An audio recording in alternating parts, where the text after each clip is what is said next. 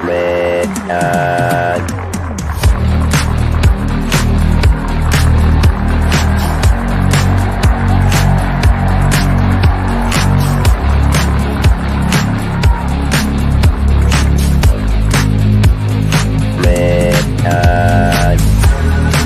world is very different now. For man holds in his mortal hand the power to abolish all forms of human poverty and all forms of human life. It begins a very special time of the year for us. It's the time of peace and reflection. One thing we should all be thankful for is that we live in America, where we have the freedom to change things and the opportunity to grow.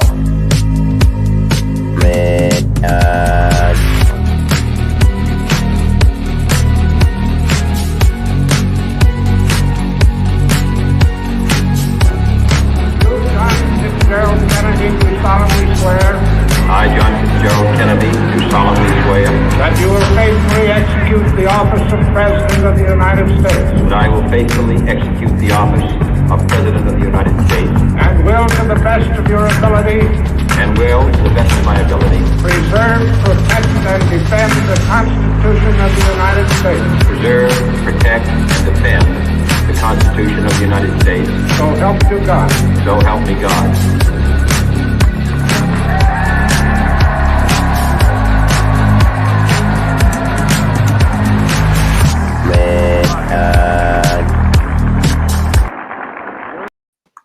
Hey everybody, welcome to Redeye. I'm Andreas. So Keenan, out of respect to Keenan, I had to go get this jacket in between. I was like, okay, hold on a second, because if he's placing bets, I want him to win. So here you go with my shiny outfit. But I've also got Stefan here and Brittany. How's it going? Hello. So Help me! I'm stuck in a fishbowl. I love it. This is something I think more people should be doing. Actually, you get more careful with that mic. Sorry. Yeah. But like you get a whole different experience on these online shows. So like Brittany and I were doing the Lava Lounge. I think Lava Line's going to be Lava Lounge because Julia is right, and so I have to work on that. And it'll be. But this is all kind of plastic. So what is Redeye? Does Redeye mean like in the middle of the night? It's the middle of the night somewhere in Europe right now. This is pretty late, reasonably speaking. So it could be. But yeah, Stefan, we've been talking about doing a bit of a deep dive in for a little while, and I thought that that would be fun. And Brittany is always deep diving into subjects. So Trying to set me up, Andreas, making me go on some narcissistic rant about myself on the day of all days of remembrance. who are you again? No, I'm just kidding. No, wait. That's fair. Actually, I hate format and flow and chronology because I feel like you brought up an important point, which is we do have to address that it is September 11th for a few more hours here. September 11th, of course, is the day that, as we all remember, the Visigoths destroyed the Roman legions in 611, and it was a really hard day for a lot of people. And then I guess in 1970, there was the Allende crisis in Chile. There's some other stuff happened on September 11th, too. And just to set the tone for anyone that's new that might be tuning in, so can anyone else account for the fact that September, October, November, and December, which in theory should mean sept, oct, nov, and des. So one would think that to help and facilitate cross-cultural exchange and learning, it's one thing that we didn't adopt the metric system, but that was just a real FU to, again, so it's something called cognitive warfare. And psychological warfare oftentimes is a blanket term applied to those types of logical inconsistencies that are continually put forth that we eventually become blind to. But yeah, I have a few comments on like the Queen passing, and I can talk about what my suggestions for the title for the video may or may not be in the future. Let me do a wind up real quick here. This is nuts. Have we done this whole like other things that have happened on September 11th thing? I know that some people have got to have done this, but this is crazy. Just to build a bridge all the way to the end, I'm going to be talking about the Peace Jubilee of 1869 and 72. So we're going to try to, again, deal with the heaviness and confront the issues of the day, but then eventually getting to a place where we learn about things where people came together to celebrate peace that we didn't even know about. But what other things that happened on? Look at these guys. Yeah, look at that mustache. That's pretty famous. Okay, so but really quickly, Battle of Teutoburg Forest. That's what I was thinking about. Poor Rhine. Anyway, 1185. Isaac II Angelos. 1565. Ottoman forces retreat from Malta. 1541. Santiago, Chile is attacked by indigenous warriors. Good job, Mapuche. Lithuanian War. We know about that. Battle of Vienna. Remember that one? Battle of Vienna? That was the thing that we keep talking about. That was September 11th. Surprise! Did you know that the siege of Vienna was... That's pretty crazy. I mean, we can keep going. There's a lot of crazy things that seem to... American Revolutionary War, 1776. Peace Conference on Staten Island, 1776. That was September 11th. 1812. Where's that at? 1812... Is it missing here? War of 1812. British troops arrive in Mount Vernon and prepare to march and invade on Washington, D.C. Those were Canadians, by the way. War of 1812, the climax of the Battle of Plattsburgh. Anti-masonic Party Convention. One of the first American political conventions was the Anti-masonic Party Convention of 1830, September 11th. Anti-masonic, cool. huh? Interesting. Okay. You guys know what the Anti-masonic Party? For a real quick recap, they were a party that were not for Masons, but get this, against them, and eventually they were swallowed up into the Republican Party. We're that- going back to Weird. the anti-disestablishmentarianism. I guarantee we're going to have the disestablishmentarianists and the anti-disestablishmentarianists. And if you're not up with the lingo and how the depth of those meanings, you can't even really throw your hat in the ring with the conversation. Well, let's go full Thomas Paine. All right, anti-disestablishmentarianism. There's also another one just as a word itself, Supercalifragilisticexpialidocious, and which I think has more to do with Dharma or something, or But the dioceses were just established in 1920. Church of Wales. This was the kind of thing that really excited Thomas Paine. He said, "Hey, look, what if the Commonwealth were just states that had ideals that were shared rather than just property? What if they weren't owned, but sort of this like free software movement kind of thing here? Like we could all just be British together in a Pax Britannica, but more than that, it could be that we just have a harmonized system." Also, fun fact. Really long word, so it's now the sixth longest. There's longer words, but it used to be the longest word.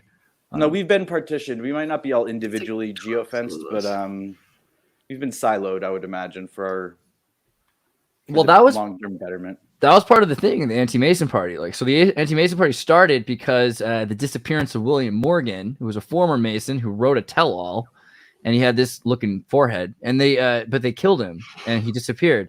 And when he died, people were like, dude, I bet you it was that group of people who said they'd kill you if you broke the secrets you promised not to break. So can I tell a Humpty Dumpty joke if it's quick? And by the way, this is the first time that Brittany and I have met, although I watched her the last 2 nights of podcasts and kind of caught her vibe and flow. And want to credit anyone who's able to even listen and follow along with the pace of thoughts and energy that often is present here on the podcast. Noting I just called my grandmother, and my mom always claims she's losing a step, but I started talking at Xirtus speed, and she was there with me and even making the bad jokes that I was avoiding making. So credit to her. But Humpty Dumpty. So there's something called a Bose-Einstein condensate that apparently it's some sort of weird vacuum chamber. You shoot lasers into it, and they made a time crystal where this idea that Humpty Dumpty fell off the wall, and it didn't matter. All the king's horsemen and all the king's men couldn't put it back together. This idea of the hump de temple. So hump de temple, again, start saying it in other languages. There are specific types of poetry that say, read the first 3 lines in a German accent, and then the next 3 in a Scottish accent. And it's meant to create these kind of cross-language homophones. And so the hump de temple is the idea, right, is the hump of time. Once you're going down or like downhill in age, I don't want to think about those things. I'm approaching 40, a lot closer than Bo Burnham. But once you start accelerating towards world bridging. And now the other metaphor here is the Hanf. Hanf is a German word for Xirtus. You got this. HANF is hemp. That's what they refer to. So the Hanf de Temple would be the hemp of the temple. And the truth about it is, in Massachusetts here, every now and then, all the strains in Boston have turned hermaphroditic, and you can go pay top dollar for something, and it's not going to have big seeds in it. It has these little baby seeds, and They cut the crop, to salvage it as much as they could. And so the species gets broken. And I'm not saying that humans work specifically the same way, but it could be a lesson that's projected onto mankind. I come from what I'm told is a Jewish family, Jewish culture, and there's a concept of endogamy where you only maybe even socialize, let alone reproduce with people inside your sect. But when it comes to the marijuana seed, the marijuana teaches you that, that's eventually it breaks and you can't put it back together. You can't rebreed that. The mother plant, needs to be replaced and travel far and wide. There are seed hunters who... Right. You got to go all over the world to these like wild seeds. Get guys from California, they'll travel all over the world. They will, right? To these places where they'll find in Paraguay or New Zealand or in Africa, wild seeds that have been growing. It's called a landrace species, right? Then you bring those back. There's cannabis sativa, indica, and then ruderalis just means you bring that hardy. That's actually where maybe the rude boy comes from. Right, rude boy. Interesting. Although it's a girl. It does its yeah, own because it's the boy because you have to have the seed. But you bring back the hardy peasant stock and assimilate it in a few generations. And then you can get paranoid when you smoke weed again, like you used to, and it's fun, like grippingly terrified, going, "What did I smoke plastic? Like why?" But no, and I could see how on the other side of the world they're going, these crazy Americans. I watched him smoke 4 joints on the podcast. When I take one hit off of our local stuff, it's not that it's so powerful. It's just got all these. It's the entourage effect, as they say. There's just a whole bunch of other. Yeah. What was that third thing you said? You had indica, sativa, and ruderalis. What is that? A different strain? Rude boy. Yeah. I haven't even ever. This is a flashlight so that I can highlight things as a handle, but. It's the weed that grows in North Korea. Koreans smoke ruderalis all the time. It's a very popular replacement for tobacco. It has very little THC usually, although it doesn't have to be the case, obviously. The plants can... They have THC. They have all variants of different kinds of them. And we'll switch back to kind of covering the queen and the day it is. But with the ruderalis and the ability to... So I heard seed hunters, but it was for garbanzo beans or chickpeas. And in the 70s, the Russians went into Afghanistan before we did. That was kind of part of the whole mishap. But they gave them super seeds. And the super seeds were designed to maximize yield within the very specific niche of climate that existed in the 70s in those regions. And then as soon as the climate shifted because of, it's not an overall earth effect. It's that there was grasslands here that the goats ate, and then the dust came over here, and again, it's like fields that are fallow and not. But eventually, when it shifted too far outside of whatever those super seeds were designed for, you ended up with nada, zilch. Whereas there were a few families that they were able to get to dig up these huge clay pots of garbanzo beans. It was right next to their 600 or 1,000-year-old family Quran, and able to actually germinate seeds from those. And then the wild crops that they were keeping, some were tall, some were short, some were bristly, some had fine seeds and big. But the idea is because the population, the little crop had diversity, on any given year, you're going to kind of get an average amount of yield from it. And some years, certain varieties are going to do a little bit better or not.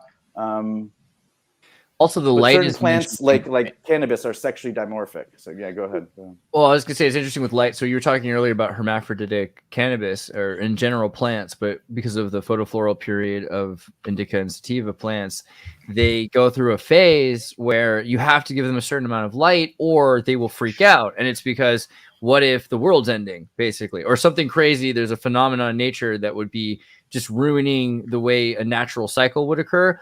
Obviously, all of nature's thrown out of whack. This plant starts figuring out how to find a way and starts producing. And so just by messing with the light cycles, the amount of natural darkness... Jeff Goldblum on? It gets its Jeff Goldblum on because it's afraid that it's going to die just because it's getting electric lights. So I'm definitely not saying that the plants are like humans because of that. And there are certain seed and types that will, handle strain or stress a little better or worse. But the idea is also that whether it be because they're growing it underground or they're growing it on blimps or because we're in an 11-year solar cycle, all the plants in Boston or in certain areas with a thinner atmosphere or that are just kind of in a more direct path of the cosmic rays, all the weed plants might go, and just kind of freak out for a minute.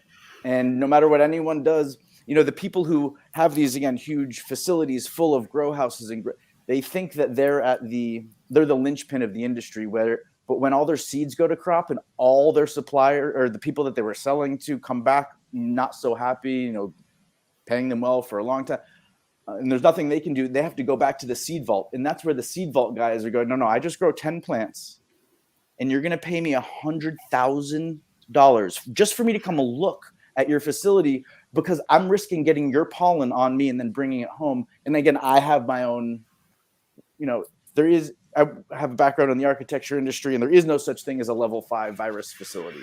And if anyone tries to create one, inherently that's supposed to trigger, you know, you can't make you can go up to level 4 maybe. And, but the implication is there is no such thing as level 5. And there's a guy who has a channel called Crime Pays, but Botany doesn't. And it's this guy with this thick Chicago accent, but he goes out there and for 20 minutes points at 50 different plants, gives their Latin name, their root, gets them real close to the camera, macro lens, and talks about every single piece and how it's different from this or and when you hear someone with that voice, you think maybe blue collar, uneducated, and yet I love people that can just break the paradigms of normal expectations and then supersede even just the average person's ability or boundaries of what they even think is possible in terms of mastery of knowledge and understanding. Right. More September 11th. I was going to say there's also the September 11th revolution of September 11th, resulting in the state of Buenos Aires declaring independence as a republic. And then there's the Mormon massacre, right? The Mormon massacre starts on September 11th, the Mount Meadows massacre, where Mormon settles in the Pajutes Mountains. 120 pioneers killed in Utah. And in the Swiss state. Is that by American troops when they went to go hunt the Mormons?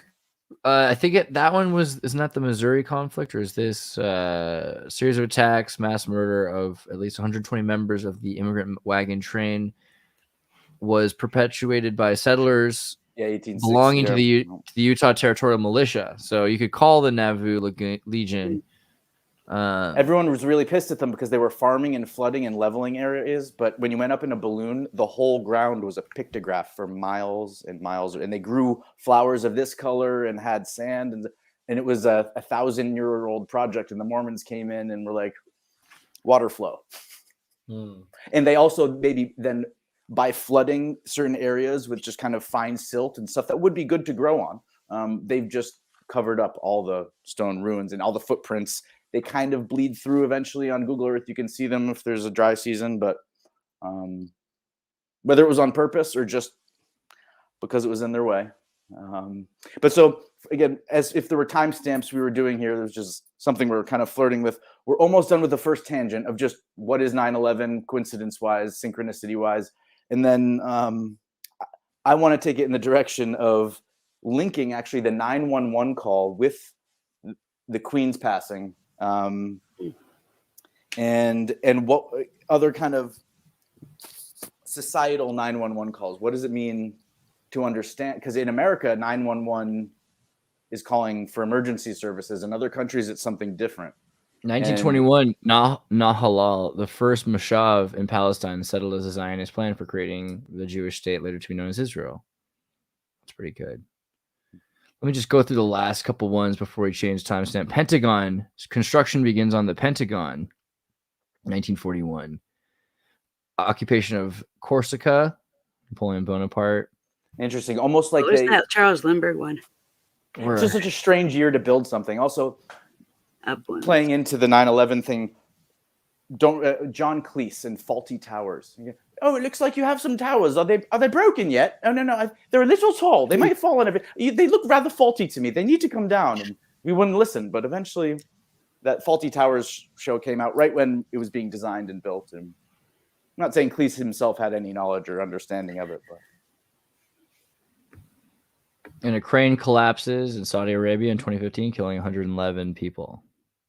Interesting. And 394 others. Interesting. Yeah, I mean, so okay. I feel like So that when you travel, Andreas, I don't travel much, but is that one of the first things you do when you get there? Is if you have a cell phone, or even if you don't speak the language, how do you say dial for? You say la policia, I guess, or yeah, but 911 is a newer thing, and it's 119 in other countries, right? It's not a emergency number in the United States, Canada, Palau, Argentina, Philippines, Jordan, as well as North America numbering plan. But in other countries, it's different, right? And George Bush, this W was mocked for his apparent incompetence and empty-headedness. But I heard him finish at least one speech off script by looking at the camera and audience and going, "Help!" It was just so out of character and so out of line with the rest of the speech. But that's really the spirit of, I think, the way perhaps we can not cast George Bush as a hero in any way, but at least he was man enough to go off script and ask. Okay, I don't know who he was asking for help from or what he was asking for help with, but we kind of let out a 911 call on that day, so to speak, because there was going to be a lot of psychological and cognitive damage in the population that fell out from this. Do you mean like when was that day? Like, are you talking about when he's holding the book, or when do you mean? No, this was it was just, he was at a podium. It was a few days before, I believe, or in the months leading up to it. I don't think it was the speech where he got to a podium and was announcing it. But in Europe, and I feel like throughout the former Soviet Union or that area, it was kind of par for the course for some entity to stir up some false flag eventually. And yes, it was a tragedy. Yes, bad things happened, but the real damage was done, and it wasn't stopped. And but it's integrated into their understanding that it wasn't really a terrorist attack or this or that. And Americans just never got that notice. Nowhere in high school. We were allowed to know about the JFK conspiracy.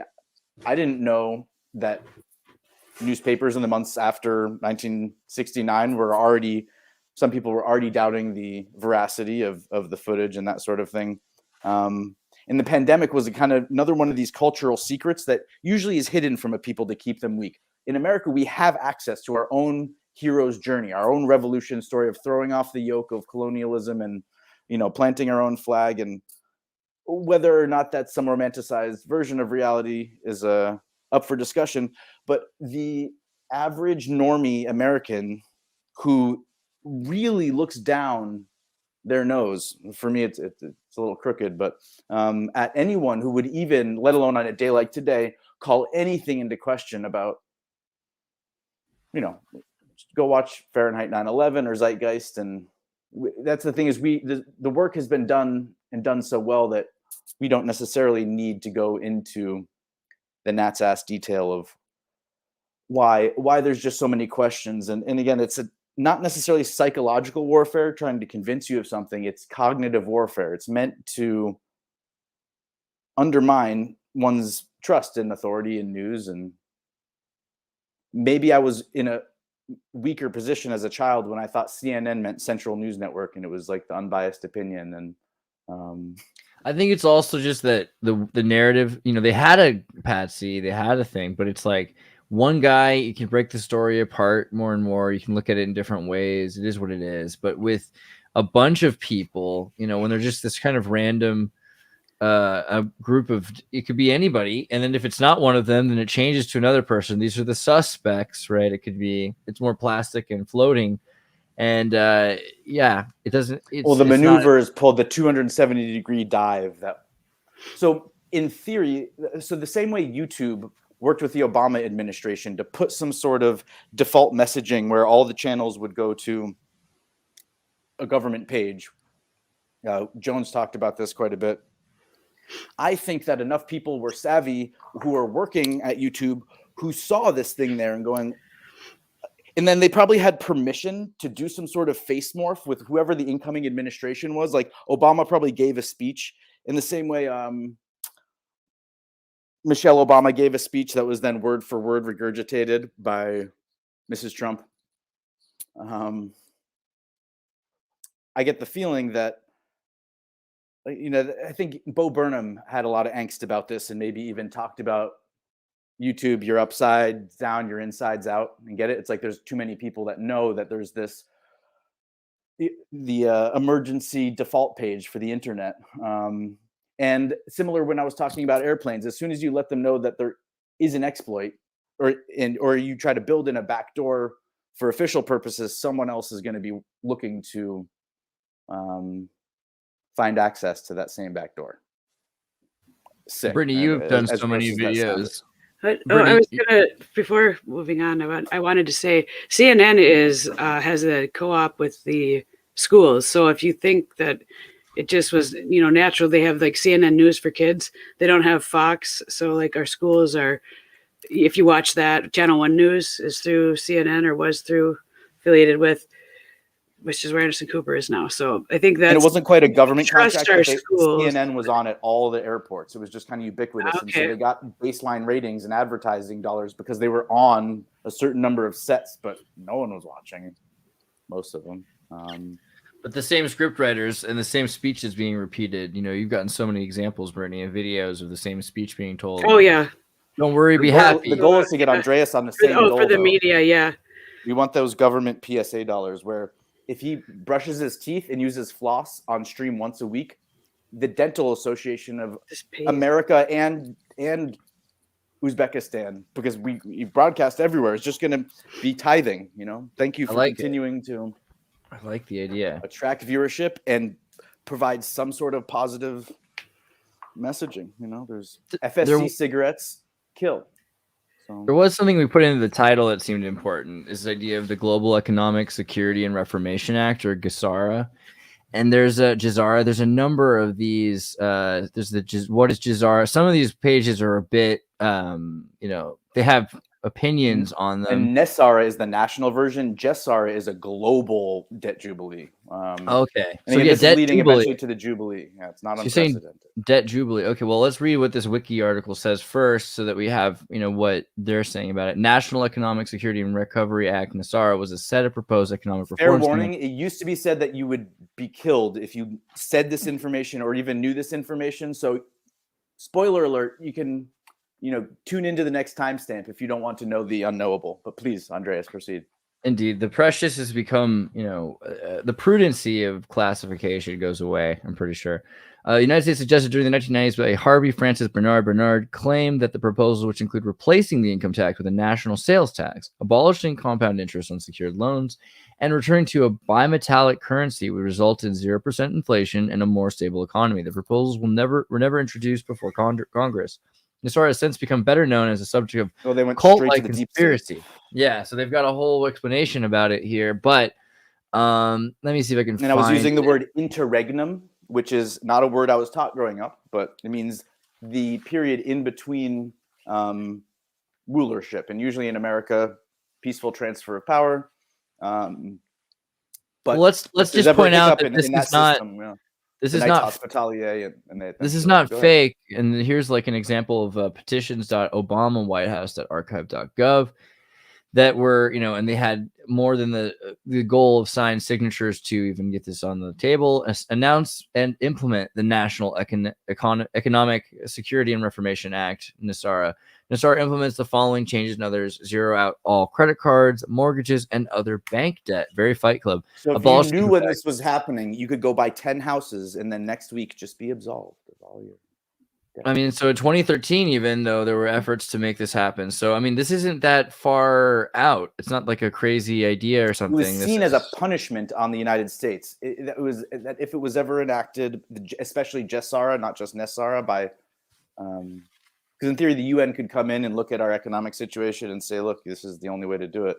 Well, yeah. So explain the numbers. Explain a bit about what it is, because I don't think we completely get this. So I think what I saw was it was like a simple PDF with like 10 bullet point items, and one of the things in particular, aside from debt forgiveness and the abolishment of the IRS, and it would call for an immediate election of not only the top offices. So when the day that Biden used some of the power that seems to have come from some sort of embedded presidential authority. The idea is each president goes in and actually strips authority out of the presidency so that whoever gets in next isn't as capable of independent action. But that the only time Trump said, okay, actually, I want a new election, and it coincided with a certain particular state kind of overturning or claiming that, not claiming, but determining that their election laws were not followed. The changes were made ad hoc as opposed to, under the COVID protocol, as opposed to. It shows here. It says that Harvey Francis Bernard in the 1990s, by 2001, by 2000 he public domained the project, and then created the institute in 2001 and has published books on it. So he's a continual process to make this happen. He has this thing called the Dove of Oneness. Soon after Bernard released the Nesara on the internet, a user known as Dove of Oneness began posting about it in internet forums. Dove of Oneness was later identified as Shawnee Candace Goodwin, a former student of Ramtha's School of Enlightenment, referred to in media as the cyber cult queen. According to Goodwin's website, the Nesara bill languished in Congress before finally being passed. Foreboding or anything. Oh, okay. It's a weird wiki article. I don't know why. We should be careful with wiki. It's true. But finally being passed by a secret session in March 2000, signed by President Bill Clinton, it claimed that the new law was to be implemented at 10 a.m. on September 11th, 2001. But so read that again. It says that it claimed that the new law was to be implemented at 10 a.m. on September 11th, 2001. So what did they do? They burned down the servers instead, didn't they? Well, I mean, September 11th, hour 7 did go it's down. like with the missile codes where you have to have two keys and they turn at the same time. For all you know, on every single floor where there was some sort of, insurance system, because they just took out a 99-year policy on 7 buildings next to each other. And the insurance company goes, well, if this building falls, we don't want it to fall on this building. So we'll only insure you as a whole. Andreas is actually too afraid of this one, huh? He's checked out. Either way, we're still here. By the way, Jackie killed JFK. Jackie shot him under the chin. You can. Oh, really? Yeah. Isn't that a mind bender? I haven't. What did you? I didn't even hear that one. We just I got. know you got away with one while you were gone. What? What happened? I'm gonna start a podcast named the Jackie Killed JFK podcast. Whoa. No, sorry. It's the Jackie Definitely Didn't Kill JFK podcast. I don't want to be disrespectful. You missed. Yeah, these guys. Be careful. All right. I didn't say anything. I'm listening. He definitely did it. Jackie definitely did not kill JFK. Yeah, that's fair. Okay, so September 11, 2001, there was a. Is this thing still open? Gosh, yeah. But again, the idea of two key, the police chief and the fire chief might have had to be there and go down with the ship, so to speak, because otherwise it was going to fall on the rest of. And that's the real tragedy of things. Let's read the rest of the paragraph. So it is claimed that the new law was to be implemented on 10 a.m. on September 11, 2001, but the computers, the data, or the beneficiaries of the trillions of dollars of prosperity funds were destroyed on the second floor of one of the World Trade Center towers in New York City during the terrorist attacks.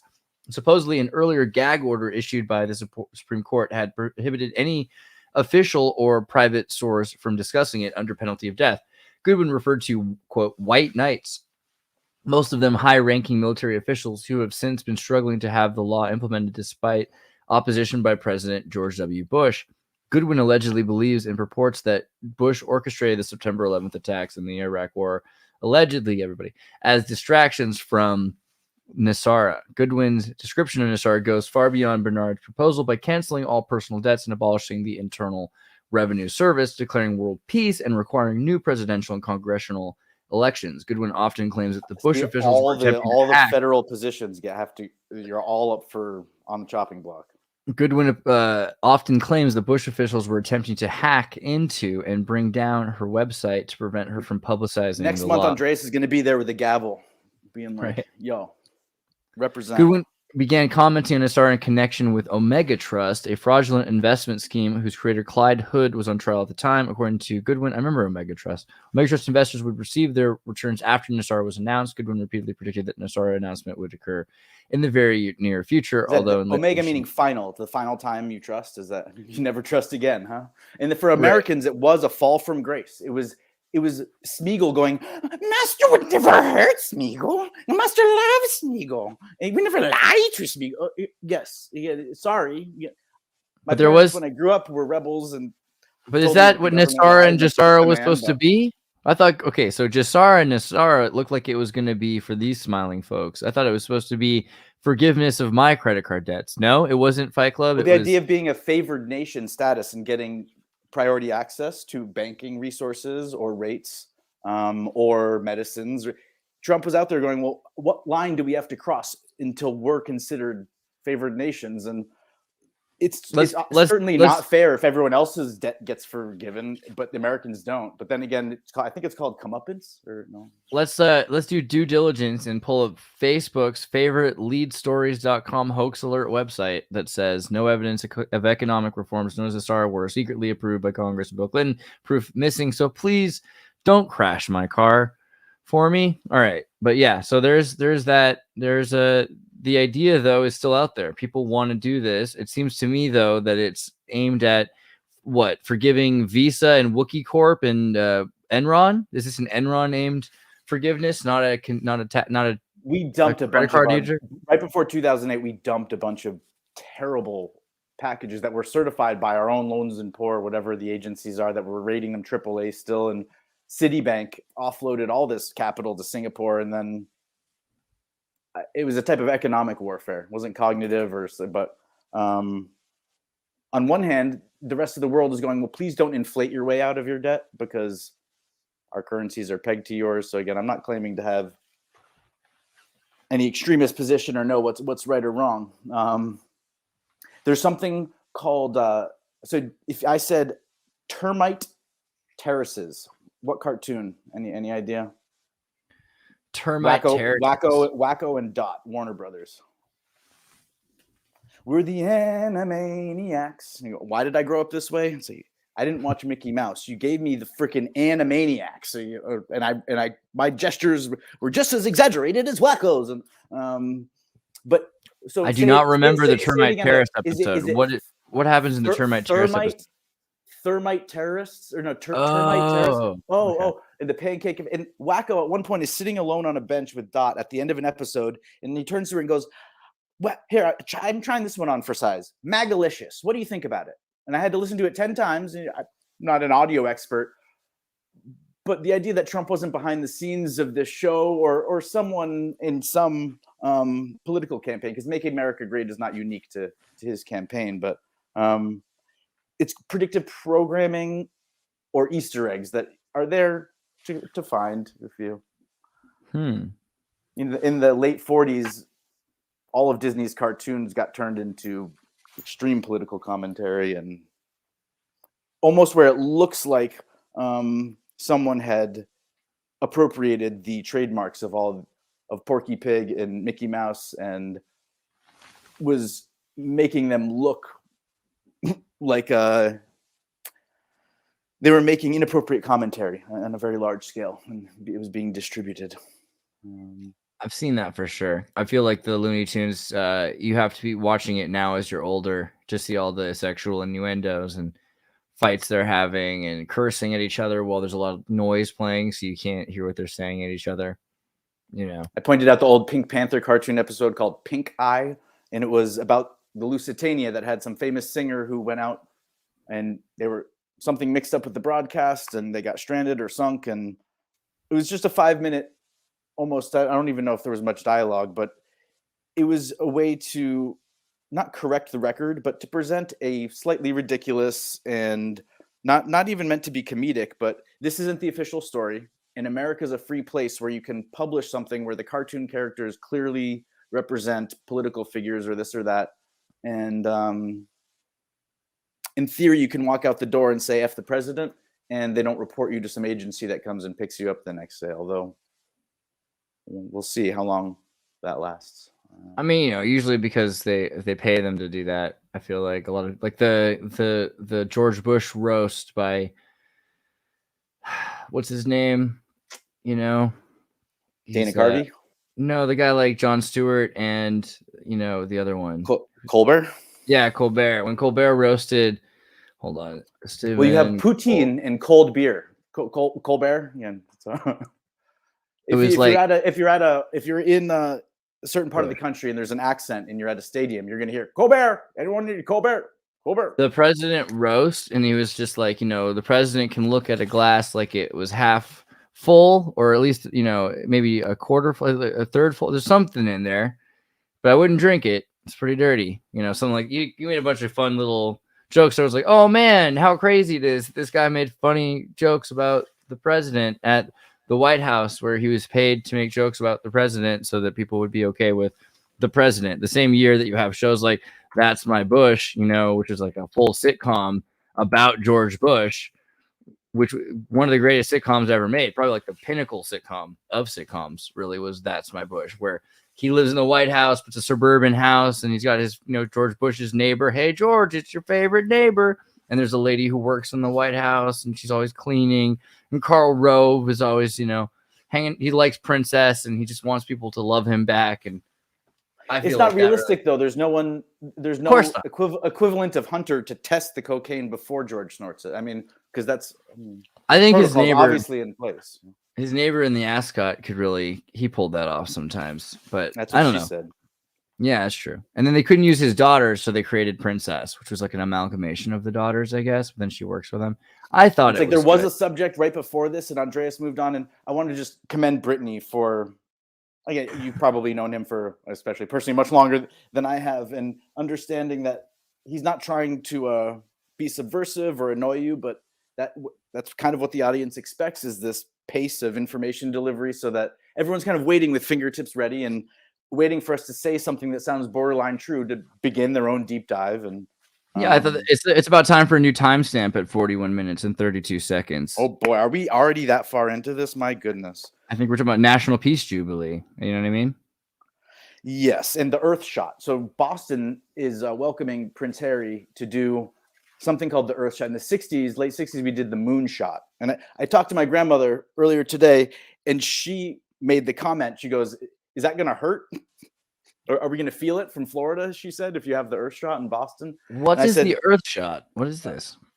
It's the equivalent of, let's put all our resources in this one, the one that's like right here that we can. Like a moon shot, but it's Peter Tosh would say, yeah, everyone wants to die. Everyone wants to go to heaven. No one wants to die. And everyone's wishing for the next life when there's still this one. So you said your grandmother said, is it going to hurt if we? Most of my family won't even pretend to enjoy hearing from me, let alone actually talk to me like a human and reveal things about them personally that the rest of the family doesn't know. I found out that my grandmother has a split tongue. What? I found this out like 6 months ago. Again, I'm just called her randomly out of the blue. I think it was on my birthday, which was Valentine's Day, which is a strange time for you to hear that.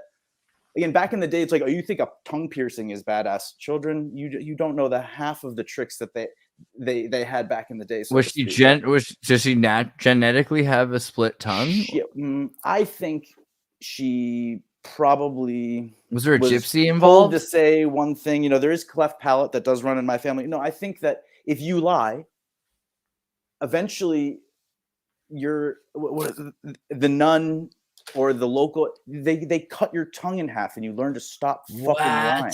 Wow. Right? Where is this at? Where's your grandmother? People do that. They're called geeks or something, which isn't meant to be a diss. It's a term from as like a carnival, like kind of like Sideshow Bob, or just got to get a little more volume in the hair. I mean, cutting out. I'm almost going for the mom. Where was your grandma from? Where this would have happened? Like, was she going to school somewhere? Let's put it this way: her cat was named Tartar. Andreas would, and I called her specifically to try to get a story of why she named it Tartar, and she clammed up in fear.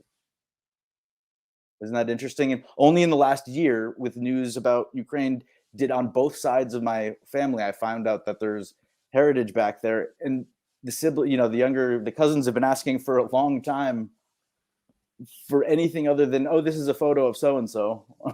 And if you fled in fear and you were told that you had to change your identity and not look back, right, even at 90 when you're talking to your grandkids, there may just be a latent fear that keeps one from knowing about, let alone celebrating their own heritage. And getting into this as a larger concept too, and maybe timestamp here about the ethos of Tartaria and what is a recent Tartarian.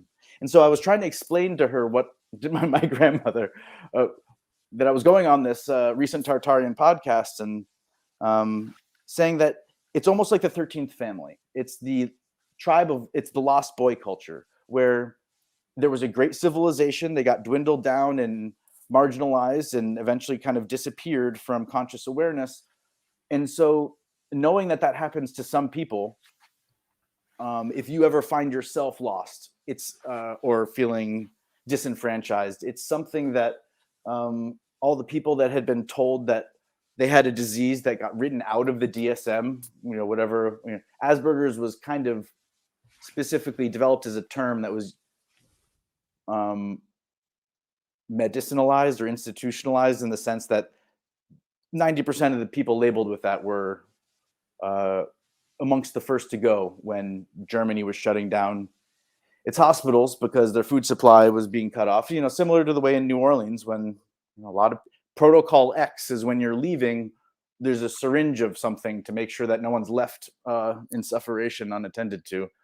And again, as far as like having a bug in your code, it was a story maybe of the Pacific Theater where someone's comm system, the last signal that went out was kill all prisoners and never surrender, or something, or self-terminate or something. And so once the enemy figures out that that's the signal you're going to let out, if all hope is lost, they find a way to hack your system and send out that code. And so as far as not just following orders, or even if you were in direct communication, you're the president's son or cabinet, how do you know that when you're FaceTiming with the president and he says, yes, hit the button, that someone hasn't 5 seconds ago, it's kind of last Tuesdayism, intercepted that feed and just had it say something else? The idea of using lethal force on behalf of the government especially becomes difficult to reconcile with that type of kind of a philosophical way of thinking about truth. That obviously, right, I think we've mentioned before, it can lead to certain types of nihilism or believing in nothing. But you could definitely get in trouble. That's if you the fine line we walk. Yeah. If you allow police to, have total authority, or if you think of Dick Cheney, right, after September 11th, unilateral executive theory, you having, the power to do anything. So it can't be against the law. It can't be the Article 2 of the presidency, right? It can't be torture. It has to be something else, right? It's just coerced enhanced interrogation.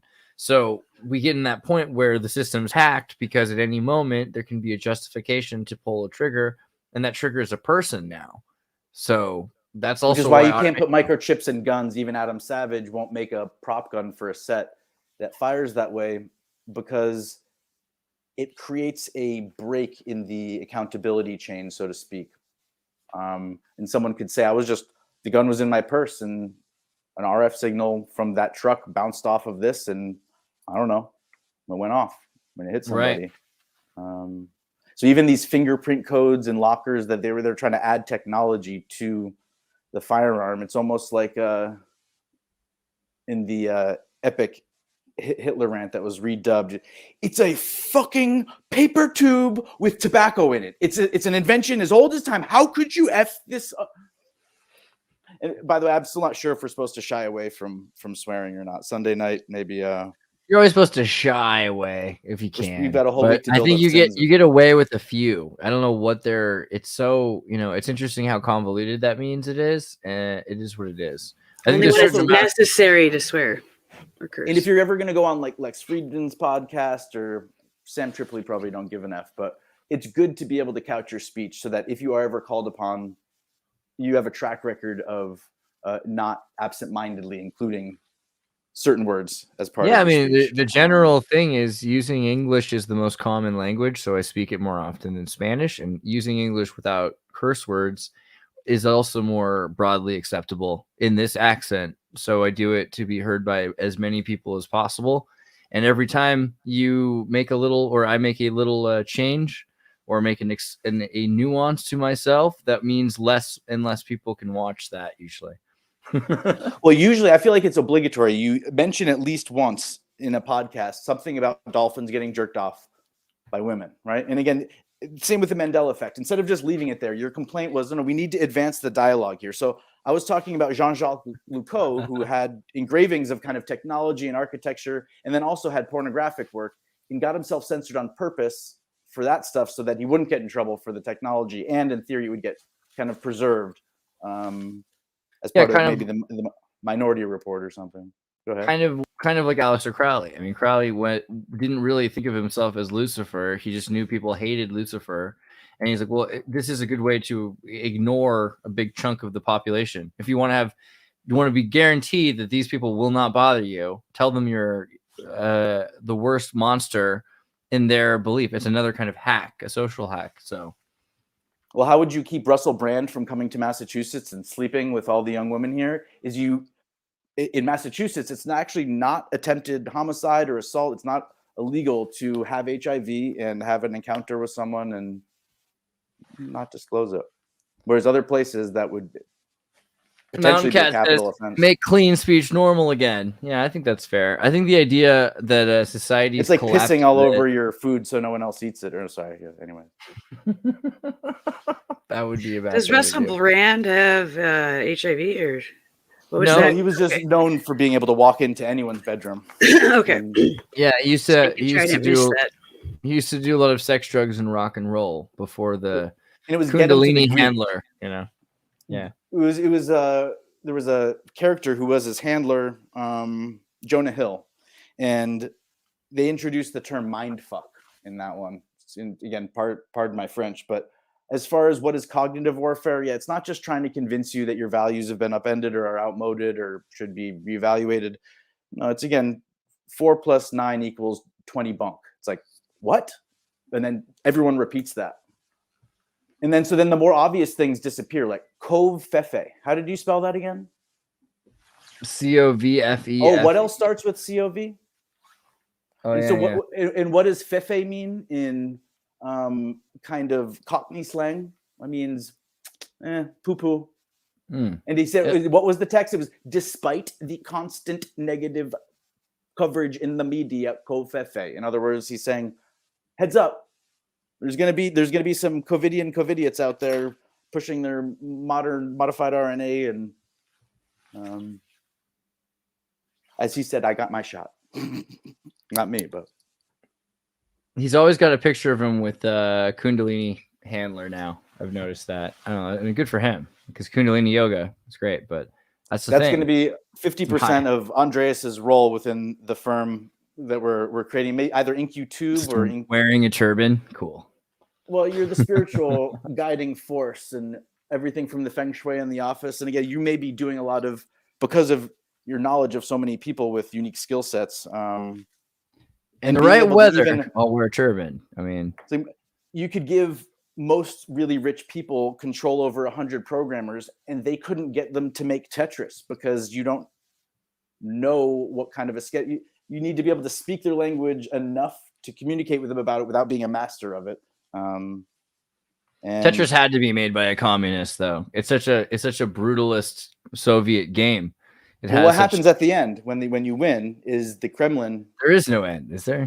When you beat 9-5, so in the Game Boy version, there's as you progressively go up higher and higher levels, first there's a little firecracker and then there's a little missile, but eventually at the end, the whole Kremlin takes off as a rocket, and there's this do do do do do do do do do music, and the idea was that it was meant to lower our GDP to give American people something to futz with that wasn't productive, and it was going to allow them to win.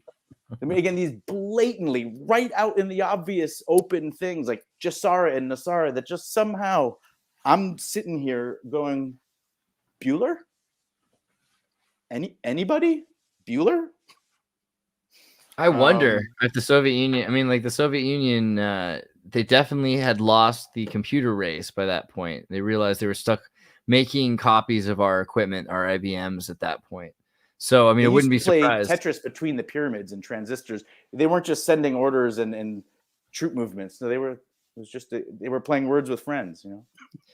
I bet you if you study enough packet transfers, though, like people learning how to play Tetris could probably be useful in actual packet transfers. But and similar, I brought this up the last podcast. only a couple places in a museum where you see that there's layers of cinnabar in the Mexican city pyramids. And you'll also read articles that there was a giant pool of mercury found underneath one of the temples. Going, okay, was it mercury or was it gold dissolved in mercury? And no one will ever know. But the idea that the structures themselves were mercury distillation units just escapes the average person's, or it's not that it's even the academics. Yeah, I feel like on one hand, maybe they left us a whole bunch of low-hanging fruit so we could feel impressed with ourselves and impress each other and then create this narrative. I heard Andreas talking a couple episodes back about Project 1619, and he feels almost like he's here as part of that movement or in that same spirit. And what I was saying is, 1619 just isn't going to cut it as far as creating a unified worldwide theory. And so towards the end of the podcast, I do have some specific images and artifacts and carvings and engravings and iconography that rather clearly links the Hongshan culture and Indian cultures with Meso and Central American cultures, pre-Columbian. And Richard Stallman is, right? And just to finish that like the cotton gin officially was invented in the 1600s in India. And then the patent that Eli Whitney got on it was just for a specific novel adaptation that made better at taking the seeds out. People have been using the cotton gin for forever. And again, leave it to us to be self-important enough to interpret a patent in our office as having been the creators of said cotton gin. Lest we forget Eli Whitney's hemp gin, which was even cooler. But yeah, so Richard Stallman, who was invented GNU, which is the system. The same hairstylist, right? GNU is the system that the Linux kernel is part of for the free software operating system. So when you're not using Windows or Mac, you're using GNU a lot of the time. You don't have to be, unfortunately. There are lots of kernel. What was that a reference to? So like Linux is really just a kernel in a whole operating system, right? So people say they're running Linux. They're running GNU because they have to be running all this, the compiler and all this other stuff, the user interface and the whole system. As Billy Madison would say, "Stupid penguin, I see you." Right. But he invented the GNU system that eventually Linus Torvald put his Linux kernel into and completed the kit and caboodle that is the GNU plus Linux operating system. He was AI researcher. What's he? 1969. Can I find pictures of him at MIT AI lab? How about that? I don't know. Yeah, there we go. So in AI labs back in 1969, when things were like this, and they were running the 380s. It still looks like that down there. Yeah, I mean the best parts, right? But they've gotten rid of most of the radioactive stuff, or the stuff that leaks at least. They brought in a printer that was a new printer that had been gifted to them by Xerox and replaced the printer that they'd been using, which he'd written a software system that would send the signal if there was a paper jam or if someone had a paper printed finished or something, because there's like lots of people plugged their terminal into this one printer. And so then Xerox sends a printer and he goes upstairs and asks them for the source code so he could go and add those features. And they're like, no. And I had to promise not to give you guys the source code. And it was like, what? Because up until that point, all software was just part of the hardware. You bought the hardware, it came with the software. It was free, freedom, liberty kind of thing. And it freaked him out. And so he decided go ahead. Yeah, please. He's tried to conserve and maintain the tradition of free software from which all software originates. And throughout the later part of the 70s and 80s, he very much lost that war and re-won it, because in the 70s and 80s, Microsoft and Apple and all these companies, and even today, I mean, it's huge. Most software is this closed down thing. And there's even the fake free software movement called open source, which is sort of this alternative to free software, saying we don't care about the ethics. We just care about the transparency enough for the convenience of it, right? That sounds like a man who stands on his principles and probably watched a lot of people he knew start businesses and scam people out of money. They might have folded, but they got their severance packages and their CEO salaries. And he was advocating, it sounds like, for a certain safeguards to be in place where there's an uncertainty factor. There's an He's totally in a certain sense one, because obviously like Linux plus GNU together have created so many different alternative operating systems, and there are, there's Triskel, and you can run a whole system that's in transparency now, but so much of the equipment that exists comes with closed software that you need to rewrite the BIOS and everything for. Very few hardwares come with release source code, but they do it more and more because people demand it. Companies are demanding it. And before they use these giant tubes of mercury as the first hard drives, very low capacity, but literally, when you hear about Chinese pyramids with rivers of mercury that they won't let anyone look at yet because it might be intact, and if we tap into it with the wrong electrical reader frequency, we could zap the whole system and lose the data that's in there. But so as far as storing it on a hard drive, before that, the output of the Pantelegraph it was an armature, and it would physically produce whatever it was that was being transmitted. Early computers were a way for a whole office to report in via phone, an automated system, the earnings, the profit. Really quickly for Cody, he says pretty much everything is running on Linux now. Fun fact, my systems often run off Haiku, which is a BIOS-based kernel. Apple systems, which are non-free, do use Darwin. Darwin is free software, and so the entire 80-90% that makes up Apple is free software, but it doesn't use a Linux kernel either. It uses a BSD derivative Van Goose style microkernel, which is closer to the GNU Herd project's microkernel, which is a more elegant design but is more complicated because the drivers are not in the kernel. And this is one of the problems with Linux. Linux itself will swallow up all the pieces of all the other informations about each part. And so in order to run the thing, it has to know how to run that mouse. It has to know how to run that keyboard, and it also has to remember how to do that. And it has to have permission to do it. Well, but it'd be a lot easier in a microkernel system. The mouse says, hey, I'm a mouse. This is how I work, right? But it would require that the mouse has a little bit of memory, which in the 80s was hard to do. But today, everything has a built-in piece of memory. So microkernels are easy. The other problem was real-time operating systems have order of operations. You have to do a formula in a certain PEMDAS. If you don't follow PEMDAS, Sally falls down. It's that. So what you need to do instead is figure out which range of fuzzy logic allows for non-order of operations, because there are some things you don't have to do in order, and you could put them in a bidding war of importance of execution. And cryptocurrency, I believe, plus Boink. Boink is the Berkeley. What's it called? Hold on. Boink Berkeley. I use the word boink to describe what parking used to mean.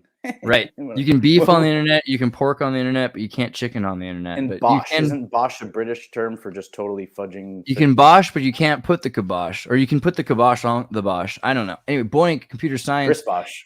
Boink is are they not going to tell me what Boink stands for here at the thing? that's ridiculous. It's called obscurantism, and the internet and the computer used to be a portal to closing the gaps in our understanding and reducing frustration in the unknown.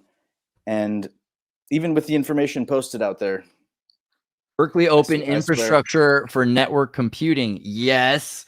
So here's the deal. You can take a bunch Sam of Hyde does a great bit just screaming at his technology. But yeah, anyway. Yeah, this is nerdy, but you can basically, this is how you do SETI at home, was like one of the early screensaver ideas that would take a bunch of packets and send them to different computers, and each computer could process one of the packets, and eventually you could distribute it through peer-to-peer, which is what Napster and Nutella networks. Now, come on, tell me that was not just a Trojan horse for surveillance. Come on. I am. I'm telling you that there's something way more valuable than just surveillance. It's learning literally how to manage packets. It's not just about knowing what you're doing. They wanted to know how to use a bunch of computers in a giant network. How do you get an internet full of millions of computers? So it's like Pied Piper, the center out algorithm. Exactly. This is the Pied Piper. Boink was the first Pied Piper, right? For those of you who don't know what he's talking about. But like I said, it was proving a principle. They might have been chugging packets of data and trying to see pattern recognition and how for sure the matrices, but it might have had nothing to do with the signals coming out of the radio telescope array. Right, of course. They probably didn't. But and that wasn't really important at all to the point. The point is that the data packet was being put across thousands of systems and being used, computer school libraries, whatever. All these different systems were connected together, and they said, "Hey, we have this much processing power. Can we crypto block, encrypt and decrypt?" And the same thing is Bitcoin mining. That's really what Well, Bitcoin and they mining. convinced the average citizen to do it out of a sense of contributing to the progress in society. You know, this is a problem. We Right. don't have a supercomputer to run this on. So if we all work together, maybe we'll discover another wow signal. In my People don't care about their country; they care about space, right? So there are supercomputers that the government uses to calculate virus codes and genetics and that sort of thing, and to keep a database of them. And when that database goes down, everything that reads out of the virus machine is error code X1256. And when you look that up in the book, it says pandemic, means unknown virus. And imagine if everywhere in the world the network got disconnected, and strangely everyone was discovering these novel viruses that were actually just the computer was giving them a readout of never seen this one before, but it's because it had been wiped. And because there were, I think the astrologers, or no, astronomers just said, look, there are 10 near Earth objects and we need this computer space in this processing power to run some mathematical physics calculations and F your virus code sequencing, build your own computers. And, you know, it might have been originally for SETI and they gave it over as a emergency measure or technology sharing with another department. But I think a large part of when you look at the origins of did it start in a lab, and when you really go read between the lines about what happened and why were we so quick or so sure that it was novel, and what was the machine that they were using, and what was the protocol generally for testing 1 out of every 100 respiratory patients to see if something new was in your community. And right, all of a sudden, all around the world, you were getting this wow signal, so to speak. Man, I'm about to go off. And then don't look up. Don't look up. Right, was the after the fact predictive programming tipping their cards. But go ahead. Yeah. Well, I was about to go off a horrible tangent. Someone said Andreas loves Linux, and so I would say I love GNU because GNU is the There's thing. no I such love. thing as a horrible tangent from you, Andreas. Right. Well, I GNU. already taught you one thing about Gesara and Nesara today. I should just shut up. No, I mean that's a beautiful, and I think we're still going into the Jubilee. I have that tab open, but now I opened 4 tabs. That's why I made that face. I did was read like, some of I the got 4 more feedback tabs now. I'm an interrupter, and there was one theory that you had to just do like a marathon podcast with me to exhaust everything I know. And I wish that, I mean, for all you know, we'll still be here in 10 hours. And whether it be architecture, it's funny when someone says someone yoga, talks too much, because that's my dharma. I talk too much. And the idea is if I talk every day, I'll have gotten a lot of it out of my system, kind of. But I don't know if that really works that way because there's always new stuff. But usually there's the straight guy, there's the color commentary and the play-by-play. And you need someone to balance. Who was it? His middle name was Charles. He was on the other day. Very calm, dulcet tone. Same thing with My Family Thinks. Oh, David played MK Ultrasound. MK Ultrasound. But their dulcet tones kind of balance the frenetic pace of thinking and information delivery that I think captivates people, but gives their mind a little bit of a break. It's almost like ASMR.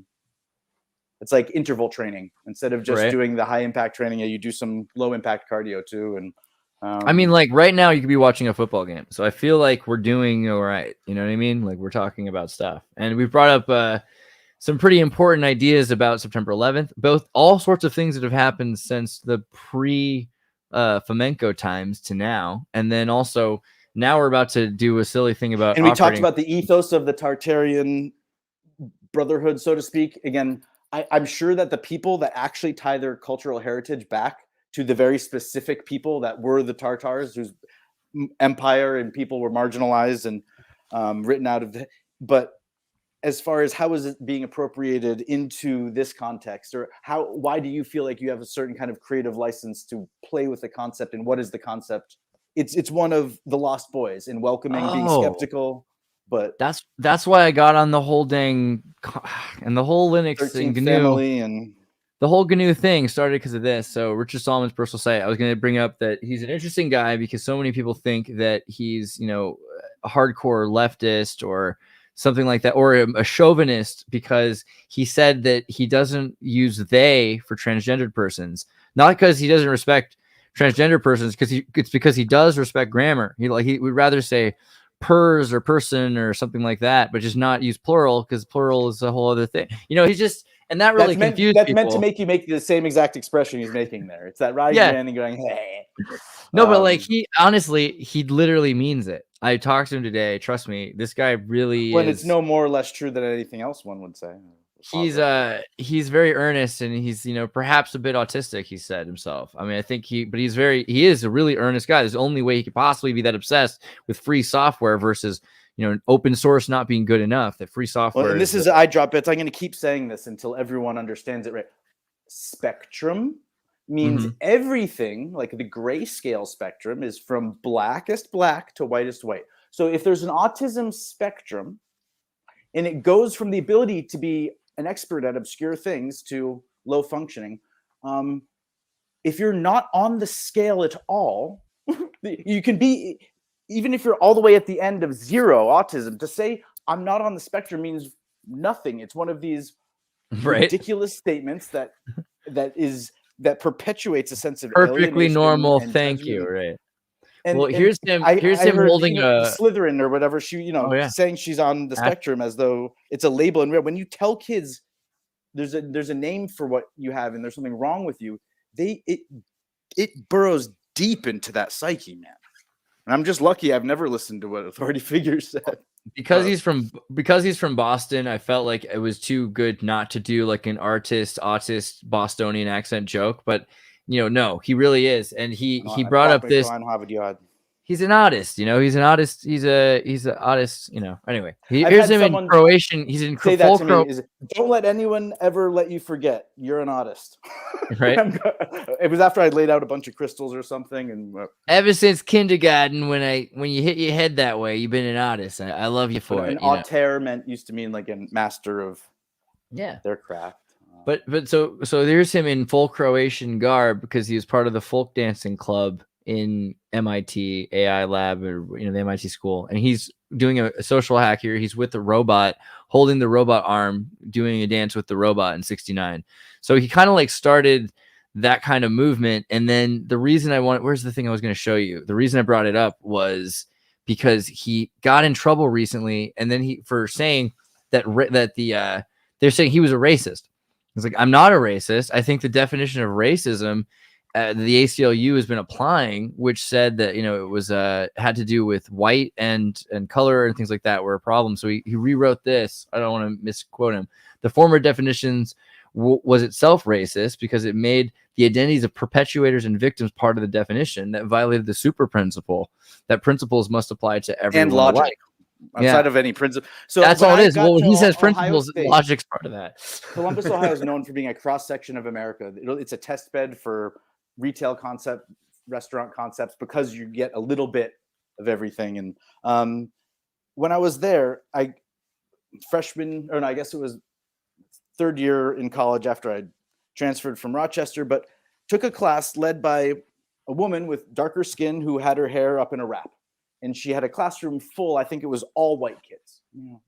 And somehow they ended up in her class, and maybe because we even signed up for some sort of it was about the cartoon images that were used that were detrimental to the Black psyche and the Black is Beautiful movement that came out of it. But she started off by having every single white kid go around and give their definition of what race was. And some people were critical of other people or thought they said something clever. And when it got back to her, she said, you're all wrong. And I can't believe that no one's ever taught you this before, but race is a logical fallacy. And again, if you have a large family, like the guy across the street, there's 5 different cultures within the span of 1.5 generations. And I have an American flag out front, and he's the only one on the street that does.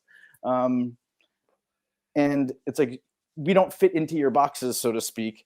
And the notion that, first of all, skin color is one of the things to change fastest as a population drifts away from a sun-soaked region, because it directly affects reproduction rates, because vitamin D, without it, miscarriage rates are higher. So lighter skin will be selected for as you move away from the equator, less direct sunlight.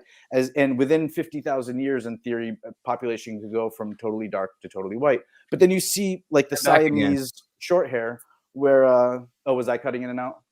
No, just and back again, because obviously simultaneously there's different parts of the planet where the equatorial. But you can breed back in a fur pattern to a cat at the last minute, and it now has the shape of this other. So the idea that our skin color is representative of anything, it's like there's actually more. It's funny because there's albinism and a number of other traits in virtually every different ethnicity, and the word ethnicity becomes convoluted as well because we see gene flow going back and forth. Not just from one to the other, but back and forth so often. And the idea of a circumpunct, forming a protective circle around something, either to imprison it or to protect it. People eat albinos, or there's a rumor, and so everyone gathers to make sure no one does it. But then are they ostracized, or But this is specifically, there was an apology that I wanted to make for one thing that I said in a previous episode, and it's in relation to this idea that there are variations in the human condition, and to call it a mutation or a disease or a condition. The human condition, you can have 6 fingers on a hand, but it doesn't say that in the textbooks that humans either have 5 or 6 fingers. We kind of have this reductive approach to communicating about it, and whether there's something called congenital generalized terminal. It's the term for having hair all over your body. It's not a specific name, but that sounds like heart disease. When you hear generalized, I hate that I had to type Chewbacca disorder to find the Marfan syndrome, but Marfan. No, Marfan is about overproduction in the pituitary. There's just type in hirsute. Hirsute. HIRSUIT. Okay. I was. And genetics. Like safe searches are moderate. Okay, wiki. Maybe hirsutism. There we go. No, it knows what you're looking for, so it won't. It won't show it. You mean excessive body hair, parts of the body where hair is normally absent or minimal, from the 17th century Latin hirsutus. Hypertrichosis. So on one hand, it's like hyperborea. It's either going to make you really bored. Hypertrichosis. Are we being fooled that this only exists, or are we just not allowed to meet people like that? And what it was said is that the intergalactic federations, when the social climate and intellectual climate allows for the acceptance and welcoming of those type of people into everyday discourse, maybe it will happen. But until we stop referring to having extra hair again, if there was an ice age, we'd be lucky that that's a rare feature that emerges every now and then. They might be very advantageous. But terminal refers to a specific type of hair that has a thicker cap and end on it, and congenital meaning it's not acquired, but it's genetic, is actually a disease that sometimes it has gum disease associated with other soft tissues, but there are other times where it offers no deleterious effect. And so on one hand, the apology would be if I ever referred to anyone that wasn't born or became cisgendered, so to speak, and also other variations like how much hair you have on your body is not a disease, it's not a condition, it's not a mutation, it's a rare expression that emerges from our genome. The old wild man of the woods, if you ever go to Hearst Castle or to go to Renaissance castles or across Europe, you'll see these paintings of the wild men all covered in fur, and it's a continual tradition. There's another wild man covered in fur. It's in everything, everywhere. VBDC's theory is that when you release a farm pig that's pink and bald to the wild, within 2 years that thing will come back with tusks and fur as a wild boar. And there were experiments that were done at concentration. Here's the wild camps, woman with the snow and the other one, speaking of camps, the one other huge thing that I kind of want to just reframe, I kind of made a crass statement about how there's historical uncertainty. We don't have all the evidence. My real goal was to draw attention as like a PSA thing to the idea of refeeding syndrome. And that I'm not saying that the majority of people at the camps died, because soldiers showed up and let them have rations. But it is possible. In the most recent Rick and Morty episode, they're starving. And Right. there's some machine that he dumps it in to pre-digest the food and feeds it to Morty. And then he eats the sandwich and goes, I'll take the risk. But it is, as far as even your own, to not have the discipline to not eat 10 candy bars if you've been starving for a long time. And not that you should trust someone who's continuing to keep you in partial starvation, but there may be a doctor's plan that has you ramp up your calories over it, and you're not going to feel great right away. But we have these states of torpor and that we can enter. The wild family's got wild women as well. I think I showed you earlier. There's the wild unicorn lady, the wild woman with the unicorn. She's covered in fur with her breasts exposed. Blue dyed fur or whatever. I mean, blue fur, interesting, like the Celts. But here also the wild woman and wild men, the wild family. So the 4 states of society, this idea of fur covered people. Oh man, look at them. There was a baseball announcer whose father was blind, and so he made sure to describe everything that he saw on the field in detail, and wouldn't let there be silence or only say things when he thought it was clever, because there was someone specific in the audience that he was speaking to. And so my grandmother's eyes aren't so great, but I told her, at least when I got to some of the puns and stuff, the historical puns, that I would try to paint the picture with the words. But the idea of oh yeah, go ahead, please. I was gonna I wanted to finish the quote here from him, because he was talking about racism, and he said that it's what some people do to other, not in terms of if we want to argue that actions are wrong because they are racist, as we should, the definition of racism must be formulated in terms of what some people do to other people, not in terms of who does it or to whom. The ADL's new definition: when persons are persecuted, demeaned, or discriminated against because of their identity, is a good choice of what to campaign against. It includes prejudice against any identity group whatsoever, but I think it is mistaken to use the word racism for that generality. For instance, what about sexism? Do we want to describe women or men collectively as a race? What about bigotry against a religion? Buddhists, Catholics, and Muslims are not, quote, races. Those religions will not accept anyone. Those religions will accept anyone whatsoever as a convert. Instead of stretching racism to fit this definition, we should use another term. It should be called group hatred, or right, not stereotyping or bias, because those are both things that are actually, academia has tried to pull the thorns out of them, saying that everyone, there's many definitions of bias. But yeah, it was a real wake-up call. So I don't think she clarified necessarily, but it's not to say that racism doesn't exist. When I believe in racism, I don't believe in race. Stephen Colbert had this whole thing saying it was colorblind. You can tell me you're this race and I'd have to believe you because I can't tell. And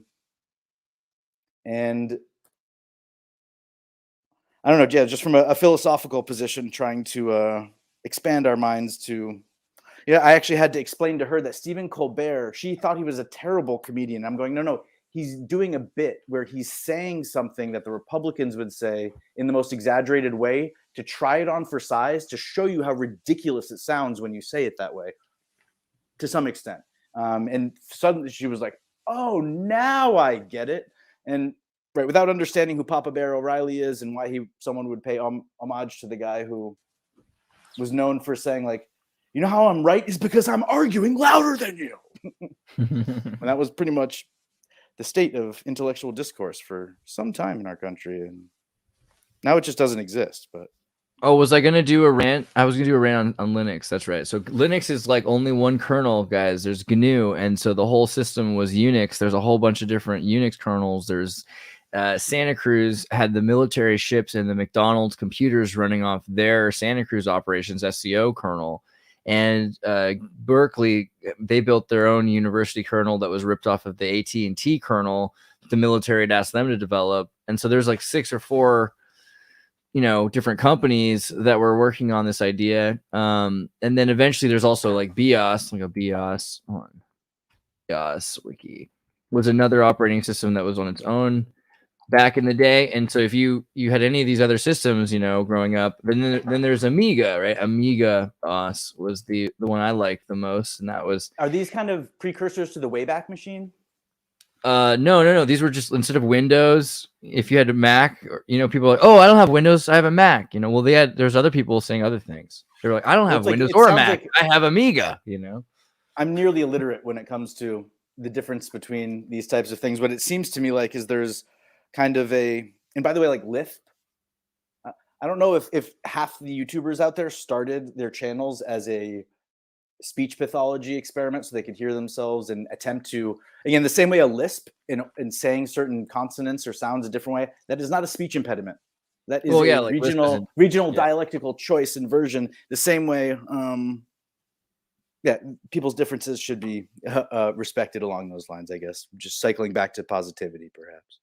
Right. Well, so Amiga, though, started out because it was for bigger machines that had VHS or Betamax cassette VCRs and cameras and things, like big equipment. And literally, instead of the system running the video compression like we do now, they would have a video card that was connected to the computer, and that would do that part, and it would run through the system. Old school TiVo. I think it was either Trump or Rogan. It's strange, I can't remember who said it. But this is how people used to make movies and TV shows. They would use Amiga. And he could go, instead of channel surfing, he could actually go surf through the past 2 weeks and pull it up almost on demand. And it's like a giant set of it's like an old record player, a jukebox that would swap in different records. And Dana Carvey's brother, Brad Carvey. So Dana Carvey from Missoula, Montana, from Saturday Night Live, right? His brother, Brad Carvey, is a computer engineer who was a visual effects artist on Men in Black, Master of Disguise, etc. He invented the video toaster, which made the Amiga card possible, that could process VHS signal and NTSC signal from video directly into the computer card, and so made the video toaster possible. And with that, it meant it was possible to use a computer to make History Channel shows, news broadcasts, commercials, music videos. Every MTV music video you ever saw was done with the Amiga OS in video toaster. And the idea is you're creating like a copy of record, the way that certain newspapers say they're the paper of record. This is what was on television. So now my understanding also is VHS tapes, especially any thickness of the magnetic tape and width, not how the thickness this way, but there's like 1,000 tracks on there. And if you move the head over a 15th of an inch, potentially you could have an entirely separate line of code if you had a machine that was really precise to read that. And so the idea that you would be able to F with people's heads who are trying to rewind and hit play, rewind and hit play, rewind and hit play, and they see it 3 different times when it goes through, and they're going, what? I swear he had a green shirt on. And what it really was there some mind program that would swap the track in the VCR, and no. So in the 70s they figured out. So it was WXKB for PBS that was designing different systems that could be used for captions, and they realized that line 27 had a gap in it usually on the line, because the way video is sent, there's a certain amount of lines that are going through. So what they decided was they could pick any line, really, but line 27 for them would be the right one to use. And eventually they standardized it. They created the closed captioning foundation or something to that effect, and standardized using closed captions in line 21, right? I do this every time. I always forget. I think it's line 21, which no longer matters after, and this is 1976. By 2000, and everyone's using DVDs. DVDs don't use line 21 anymore. They actually do store the data so that you can use that, but they also have a subtitle feature, which is just an on-top feature. But WGBH-TV about the hard of hearing. Have you heard of the concept of we move in silence? And it's no. not just that they have soft footsteps, but if you say you move in silence, it means that you can walk up to someone and say, "Oh, hi, how are you?" But what you're really doing is touching here, and then here, and then here, and then here. And Alexander Graham Bell, where are you touching? Married a deaf woman. He thought they were a threat to the safety of the average person, because deaf people seem to have a sign language that was beyond anything that academics knew, and they sign language frustrates me, because there's a different sign language for America than there is to Canada, than there is to England. And so, I mean, there's a different sign language all over the world. Too. Yeah, it's like, but it's worse because at least we speak English, kind of. I just don't get. But there is an American sign language that in the colonial days, and even the early 1700s, it was regional, and it's mapped out. but you are meant to talk with your hands. And if you walk somewhere and then you thought something and you saw it, the assumption is that you're helping reinforce the language cues that you're giving. You might be a regional dialect different, accent difference, word difference, and that it's something I saw Logan Paul doing on one of his podcasts, probably after an ayahuasca trip or something. But all of a sudden, he went to Burning Man. That's what it was. But everything, instead of just being a verbal communication, was like he was pantomiming it out on a win, lose, or draw type thing. Or I'm going to read this. Hyper Baroque says they eventually used the full DVD programming feature, just like now we have touch chip cards where the RFC chip was meant for that entire time, but they made us insert for a decade. Right. That's true. So they had it ready to go. They made you insert what where for a decade? The chip. You're talking about the card chip. No, I will not touch you there for $5. No, not 10. Sorry. You could take that debit card or credit card and touch it like your phone can be touched forever. They just don't have it set up for that. You have to stick it in for whatever reason. I think it has to do with the same reason that you don't want an RFID chip on a gun. Probably you want to make sure someone's actually sticking it in and not just rubbing it's user it. Data. Everyone has a certain rate at which they put it in and pull it out. In the same way they can tell by your keystrokes, is it 90% likely to be this person using their own computer? And Keenan put up a sign language cheat sheet in the Discord. That's pretty good. Okay, so with Amiga, Lex talks a lot about that, but let me say with Amiga, what they did was, this operating system was built for computers that were less powerful than your N64, right? These are very low power. This is 1/100th of the power of your phone, this computer, but the cards themselves in the computer had much more power, and each card could produce one video signal. So you've got 4 channels of video. One is a VCR, another's a VCR that's recording what's going on as your hard drive. Instead of a hard drive, you have a VCR recording to tape. The other is a camera input. The other is a VCR that's playing a tape, and then there's another camera, another VCR, maybe. I don't know. It could be 3 to 4 or 6, depending on how many cards you have. And then you play it through on the system with your overlays, and it records to the VCR. So you're not using random access storage. You're not using disk drives.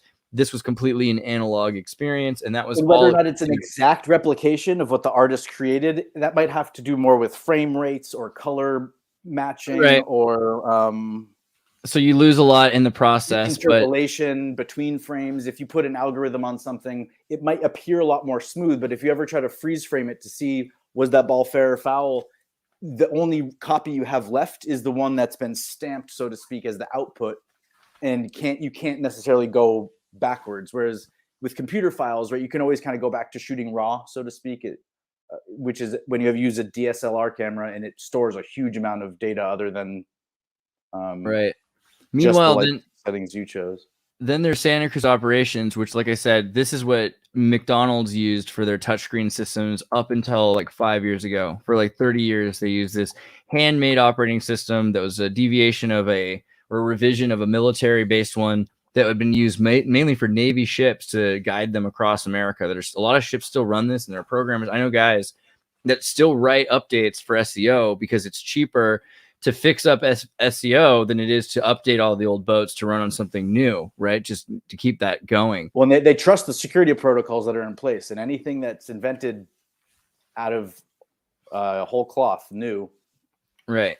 Who knows? SEO would have beaten IBM. You would have known SEO way more than IBM if it weren't for the fact that IBM won the closed computer wars. SEO sued Linux and a bunch of new companies for using their designs and lost, basically. So SEO wasn't able to recoup itself. It still exists, but only because of all those military contracts that they have to keep going. My grandfather, Burton Grad, worked for IBM in the early 50s, I want to say, and for about 20 years. And I don't know what he walked away with or not, but he mentored eventually my brother kind of into the technology space. Kelly, if you're just getting here, we did talk about Nesara and Gesara, and we're going to get into the debt jubilee in a second. But outside of these digital, I just wanted to make yeah. I want to make sure Kelly knows. Too excitable. The earlier parts of this have so far been kind of a general introduction to what Gesara and what Nesara were in terms of geopolitical versus national. And we found the gesarahelp.org website, and we've gone through that just a little bit, but we'll get back to that in a second. And people didn't talk about it because it came with a caveat that you would be deadified. Right. If you did. Right. But so speaking to these kind of archives where everything's getting stamped out, imagine there was actually a printer where 100 people were calling in, again, the profit loss from offices all across the country for convenience store, this or that, and the printer gets jammed. There's no way to go back. A lot of live TV was put out as live TV, and unless someone recorded it being projected onto a projector, it's an interesting, there's a certain permanence that we associate with media like this and the ability to screen capture this or that. At some point, everything was left blowing in the wind, and it was the Daily Show. You're meant to watch it, crumple it up, and throw it out and go to the next one. They don't expect you to have these recordings the way we do, which of course was a recording-based generation. Everything, we're a rerun generation. So I went back to 9/11, really kind of bringing it full circle, and there's an archive that shows what was on every single channel from 7 a.m. that day and on. And even you can click backwards and forwards in time, but I did a deep dive on that. And allowing my mind to see a plane in a commercial and going, oh, there's another sign, there's more predictive programming, or there was some really weird, whether it be SNL bits but the thing that stuck out to me the most was the guy that called into CNN. That Baby Princess says, it's Brittany, so happy to see her. So again, right as the tower, before the first tower impact and it fell, someone called into CNN and they were patched through live onto the air. And he gets on air and seems to insist. He's like, no, I was told you were going to patch me through to the CEO of CNN. And they probably had a protocol that said, if someone insists on being patched, there may not be a CEO of CNN. And it means put him on the air. And so it was someone Silverstein, the guy who owned, said something about pulling the building. And it's this, so he goes through, and it sounds like there's transformers that are overloading. And again, if you were trying to heat up some of the main pillars so that you became a little softer, and there would be some process by which, again, you couldn't activate it remotely. You had to go decide to do it yourself. And he starts talking in a way where it sounds like he's piecing together words that don't belong. His speech is very natural. He's worried and he's telling them what he's seeing. But then it's like every third word begins with a P.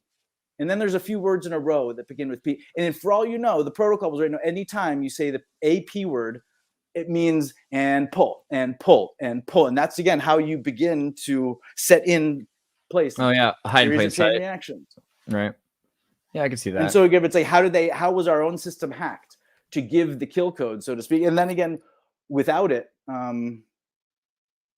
don't know, the idea of Notre Dame burning down, being a harbinger, being a symbol that's their 911 call. Get it? It's like, because their whole underground in Paris was taken over by the youth and remapped. They found the old maps and they were finding their way into the museums and halls and holding their own relatively damage-free parties and stuff in there. But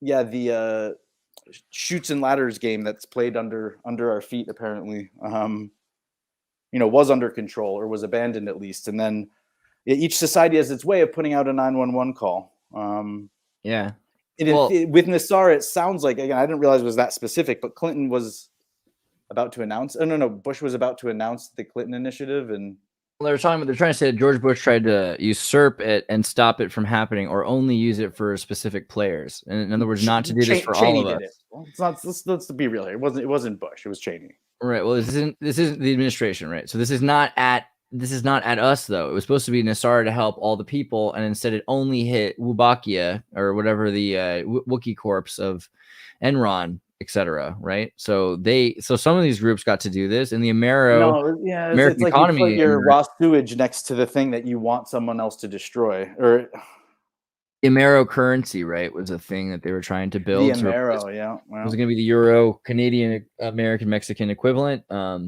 With Belize, the early Mexican peso has a much more beautiful eagle on the back. Our quarter is totally a knockoff of a Mexican coin. So this seems like a tangent, but I swear it makes sense. We're getting to a logic here. So the reason why I bring it up, SEO, this operating system, the Unix style operating system, was used for big systems. So if you did have the processing power, some of these computers were the size of a warehouse, but that super server center might have had the computing power of your phone, which is pretty decent actually if you think about what I can do with my phone. So they had essentially what we have now, and it's a way of looking at it. They really did, even though it was bigger. And they also had equipment that could have built-in flash storage and memory, so they could have a micro kernel where all the data was in all the systems. Like the boats itself could know who they were. But if they're storing in the 1080p, but it was only broadcast in 480, again, there's an opportunity for there to be some inconsistencies. That's true too. But even then you have real films being recorded in actual film, and then they have tape storage systems that are recording the films, but the films exist. So there's actual real films that they're using first. So that's why the old days are in 4K, because we have 4K footage because film was that quality.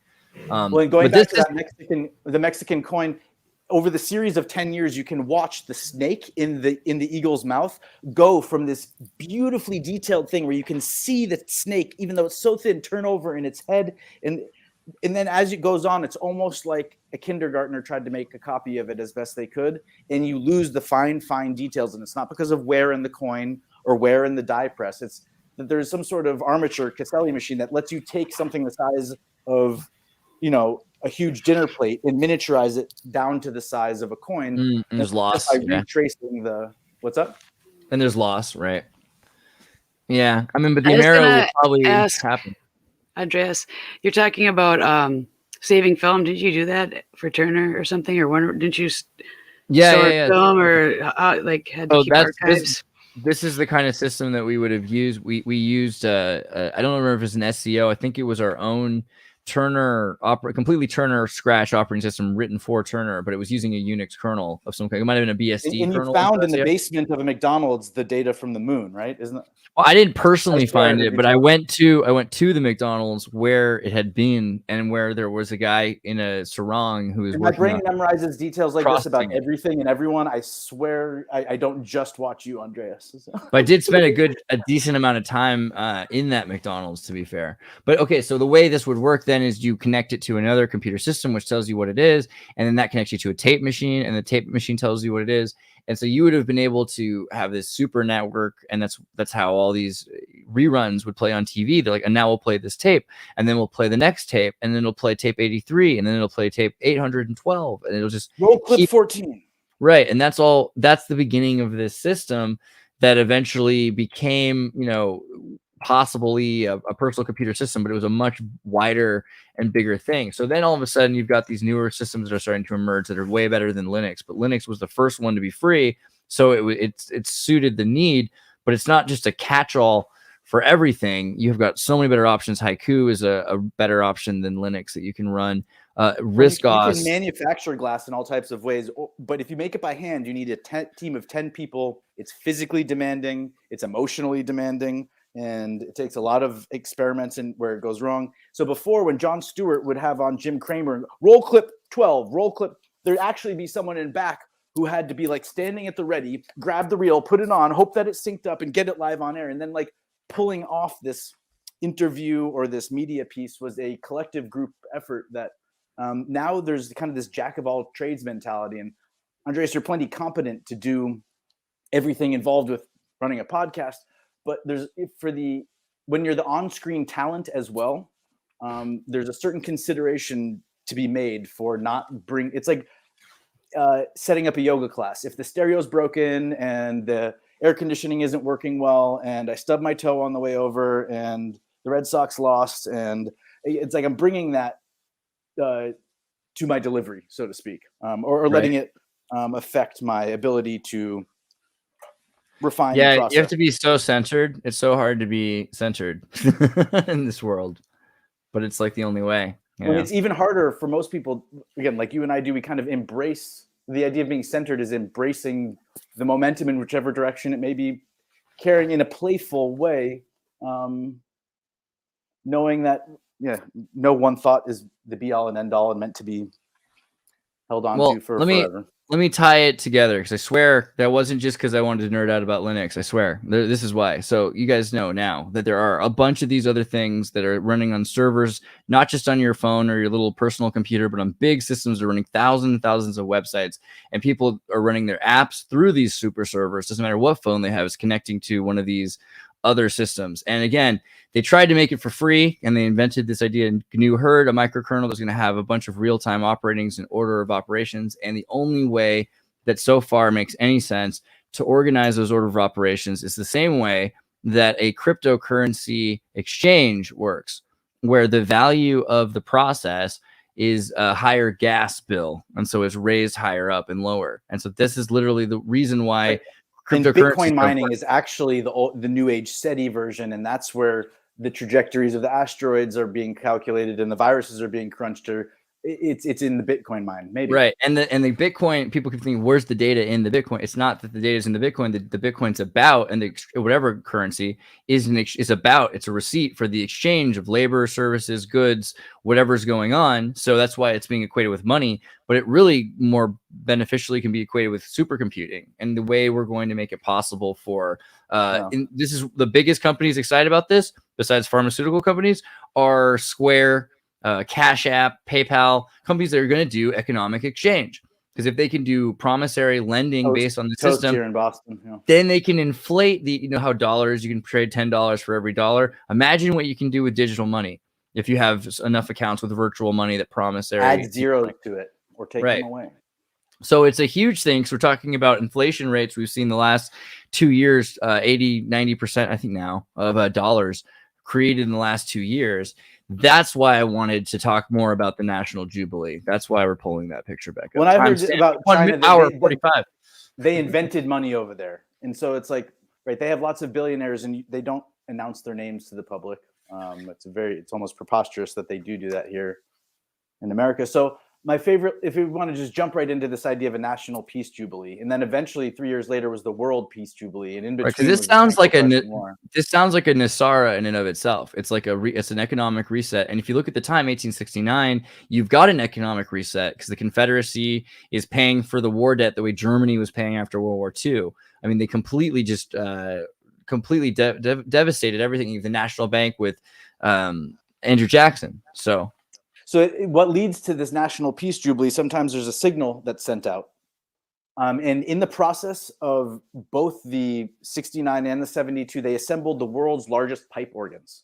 And it wasn't just tubes and drums. There were cannons hooked up to these things. For real dramatic effect. As far as you could bomb-proof a horse or your cavalry horses, as they're being raised, you let off loud noises near them so they don't flinch and they don't learn to So in a population that was kind of fresh off of the Civil War, to gather 50,000 people, as you saw in a hall that they built from scratch in 3 months, they hadn't funded or sourced any of the wood. My theory is that they took all the boats that were just kind of floating off the coast and reappropriated the wood. Because again, it's like unfathomable that they built a 50 and then 100,000 person Coliseum from scratch. And they both, of course, went up in a little fire, and then it was probably broken down. And the house I'm in right now was probably, in the basement, there are 60-foot timbers. That doesn't exist anywhere. And you can see two of them. For all I know, they're everywhere in the house. And it's because it was like, I think it was the Norse or something, or the Saxons, who used to bury kits so that when they came back a generation later, they had a house that was kind of a lean-to ready to be put up, or, their roof was actually a boat. So if it flooded, it would flip over. I think that in the event that we needed to build a Mayflower to go in the other direction, there's some protocol to go take apart these 3 neighborhoods and reassemble them because the wood's pressure treated. Wood is not as simple as cutting it down and using it. I'm right next to the Arsenal Mall, which was eventually a weapons depot, but arsenic, the Green River and Fenway Green, the toxic sludge, that it's not a very clean process for nature when you're pressure treating wood, or you're making it resistant to rot. And a lot of these boats, it was like 10 years in after they've been sitting in salt water, when they finally soaked up enough water that all the joints sealed, there was no more leaking, and then you had to keep it wet. And there's certain gyres in the ocean where you just have, like, who knows what.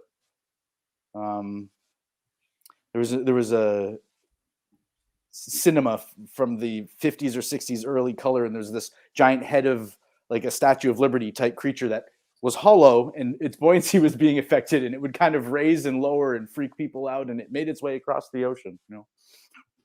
But this national Peace Jubilee, I mean, it seems like it's about both, you know, the future is coming. It's the end of the century is coming. It's the end of the wars, for sure. The end of the American wars, and a lot of wars that were going on in the 1860s are coming to an end around the world. And in Boston, specifically in my neighborhood, there was no passing through of the Civil War. From 1845 to 1885, this was a meatpacking district. And so we were reliable for something. It was known you could talk about local politics. Even back in the day of the Revolution, you would talk about local politics, and you wouldn't talk about who's a Whig or a Tory or a anti-Mason. You can say it. No, I was kidding. I think it's because we're a node that's on the end of the Underground Railroad. It's like if you were trying to disguise an output for a diverse range of people, you would have 7 churches of a different denomination, all clustered together, probably with all tunnels connecting to each other. And it's a very interesting thing to just note that the hardship experienced and the way that all the families and communities were torn apart in any war when the competent people are shipped off. Boston didn't necessarily subject itself to the same brain drain. Do you know where they got these people from that said that that's like the biggest orchestra I've ever read about, and the choral there was with the 500 there were 500 orchestra 11,000 performers. There was the second one had a 2,000 purse. They had some famous orchestral conductor at the head, and then 100 people mimicking him to each subsection. And it was a very participatory thing. A lot of people had been singing these songs and in their quaint little New England churches, and this was a chance for everyone to come out. And it started with a cacophony, and especially the way that low frequency versus bass versus treble will travel over distance in the city. There was a joke made that anyone with any musical sensibilities will be driven completely mad within a couple days of this starting. And indeed, I think the second one, the guy who came up with this idea and everyone told him he was crazy, said that no, the president is going to actually attend the last one or this eventually. And he did. And when they did, wow, it sounded like a cacophony. And so the alternative to that is marching in unistep, and everyone's goose stepping, and all the music comes in unison because they know the president is going to be here and everyone has to start. But no, again, the way Boston is just like you kind of revel in the chaotic aspects and the order as well. Like the Music Man came to town and just gave everybody instruments, and it's like the recorder. People started tooting. It's like the recorder thing with South Park. What is it? But it started with 100 firemen and 100 anvils and hammers, and it just that was how they announced the beginning of the first set of music being played by this 11,000 performers.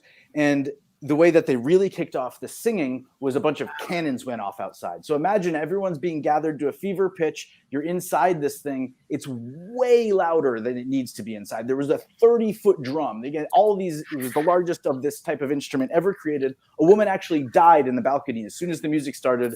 And the historical note is it's not known if she went to heaven. But it could have been from concussive force or panic that you can't get away from. The harmonium was this glass instrument that people have never heard a synthesized note before. And in reality, it can be heard from blocks around. So they sold all the rich families this advanced priority seating inside the venue that you would never want to be inside when those organs are playing, especially since they were fed by gas piping, 25,000 feet of gas piping laid by the firefighters. And to me, this is an ancient reenactment of going to war and the idea of ping. And a ping wireless. And it's like, that's how you establish the signal, you ping back. But in the olden days, you could tell if there was a metalsmith forging something, because even in a valley, you try to, that ping, ping, ping just travels. And it's obnoxious. You disrupt bird migration pattern, who knows?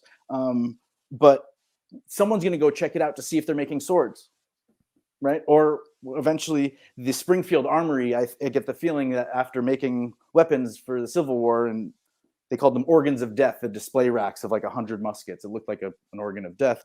I think that was a Wadsworth poem. So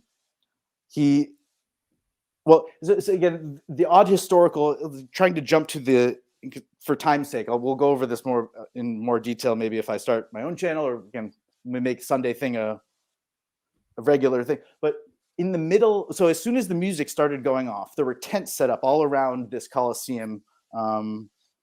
And there were people selling soft drinks, which means cocaine so everyone's getting all hyped up. And there were telegraph operators, and I'm trying to understand this So the report is that as soon as the music went on, some guy went, and this is included and then skipped over pretty quickly in the story that I was reading. And I kept coming back to it and going, whoa. But he left the performance, sent a telegram to wifey at home in like Chelsea that said, most amazing thing ever. You have to be here, trade anything, sacrifice anything you can to get here to experience this with me. Can't wait to see you. And then he goes back to enjoying the performance. So this is in 1869 or 72, I forget which.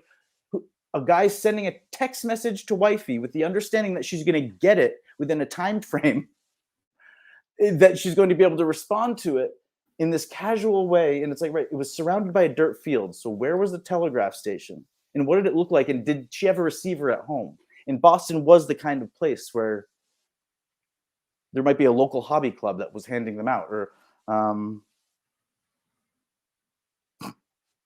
But there's my interesting historical what the F for you. Check out this. They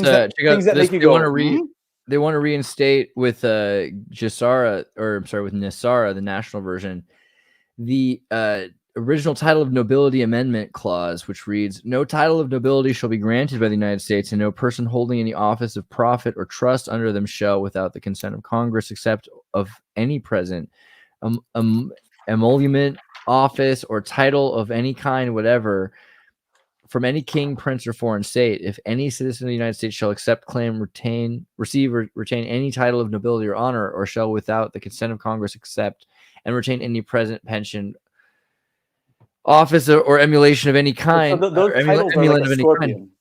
It's like a scorpion's tail. So Catherine from the emperor, and Alexander in Russia. Let me just finish the last sentence there. Whatever from any emperor, king, prince, or foreign power, such person shall cease to be a citizen of the United States, and shall be incapable of holding any office of trust or profit under them, or either of them.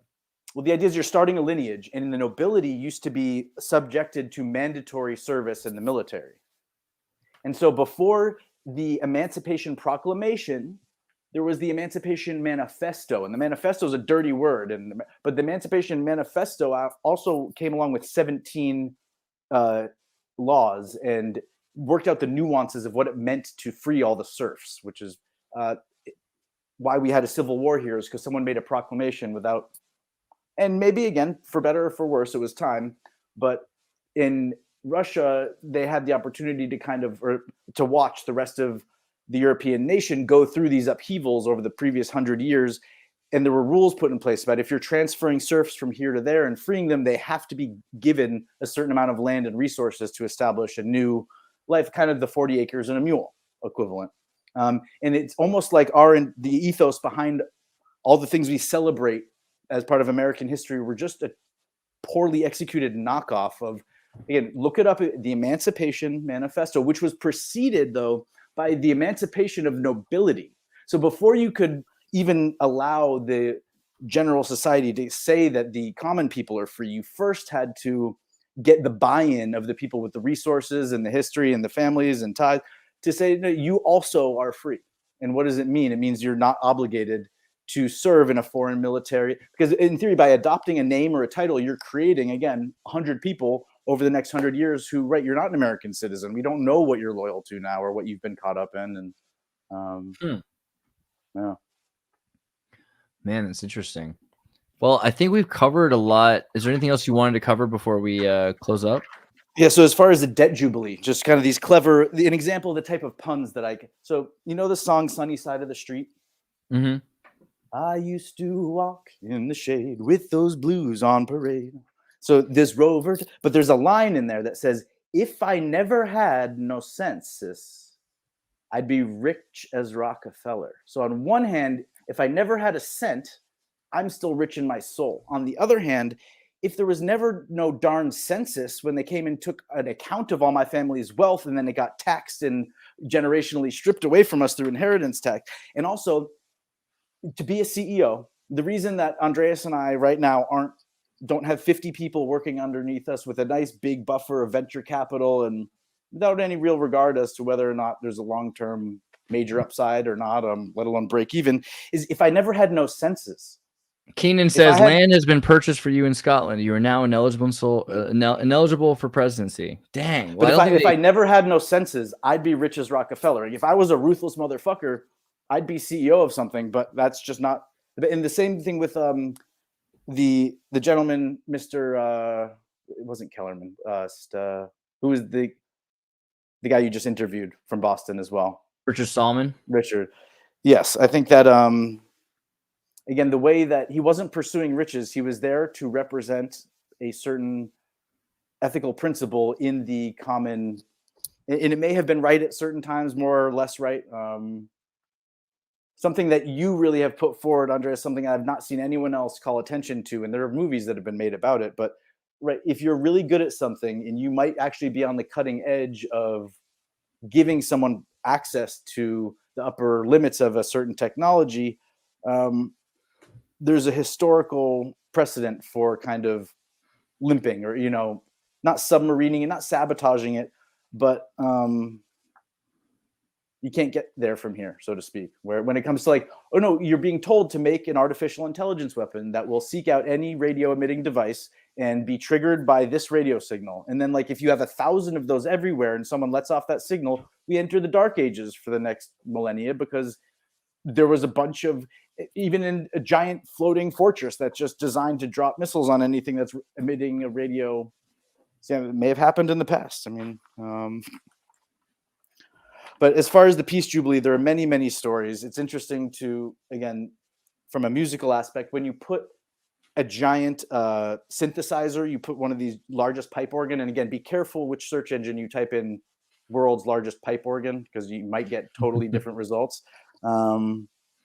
And within the imagery of that, again, something we'll get in, there's recollection of iconography that ties in keyboards and the winged Garuda and some ancient symbols that seem to imply everything from the shape of Capitol Hill. And I did send you an email with like 20 attachments, but again, we're reaching the end of this podcast. This is what you just said. That would be really cool to have on Think Tank if you're talking about also the symbolic symbology and synchronistic symbols. So hopefully, I'm looking for affirmation again. No one else sees these things, and I know some of them aren't spot on, and I can let go of those. And it would just be interesting to eventually get these in front of a Randall Carson, a Robert Schoch, that sort of thing. And it's like Robert Schoch's biggest thing that Joe Rogan repeats all the time is, right, there's water erosion on the Sphinx, and it can only have been from rain over this amount of time. It's like, or it's called flooding of the Nile Delta, and they were water pumps, if nothing else, as a piece of technology, and the water rose and fell in that area a whole bunch of times. Sure, the surrounding retaining wall's gone, but and it's just, we're so freaking dense, man. I don't know, man. It really, again, it's not done on purpose. It's just once people get structured in their ways, it's hard to get out. Short. Once they're in their ways, yeah. People believe a thing and they build their whole reality around a thing. That's It's like I was telling you the myth about Easter Island and why are there no trees there? Mm-hmm. I was going to save this as like a secret interview question, so we won't notate this one in the. But the real answer is, it's because they've been telling the myth for 300 years and nobody's planted a freaking forest. Again, regardless of why they were cut down or what they were used for, were they there? The reason now that there are no trees there is because no one's planted any. And this could be a metaphor for the number of friends I have in my life. Luckily, there are trees they planted there in the last 25 years. I mean, if you surf Easter Island, there's a little forest right in the middle. But there are volcanoes everywhere, which calls into question how well that would work. But also, the Australian Tartarian community is so age diverse. They are. It's so nice. Oh my God, it's so wholesome to see just average people being like, oh yeah, no, I get what you what's guys it? are A saying. Tartarian lady or Australian mud flood lady? There's a few good channels out there. I've seen some good stuff that they've done. But I would say, we're going to do more, and I'm going to start setting the Discord so that we can all have like an overcrowded hot tub. I think that'll be good to get more people just throwing in what they want to say. Because you guys from home, you'll be able to do more than super chat. You can get into the actual group, the Tartary Nova group on the Discord. You'll be able to get into the chat and talk. And I'll bring you guys over to my yoga studio across the street from my apartment here and give you a tour of that.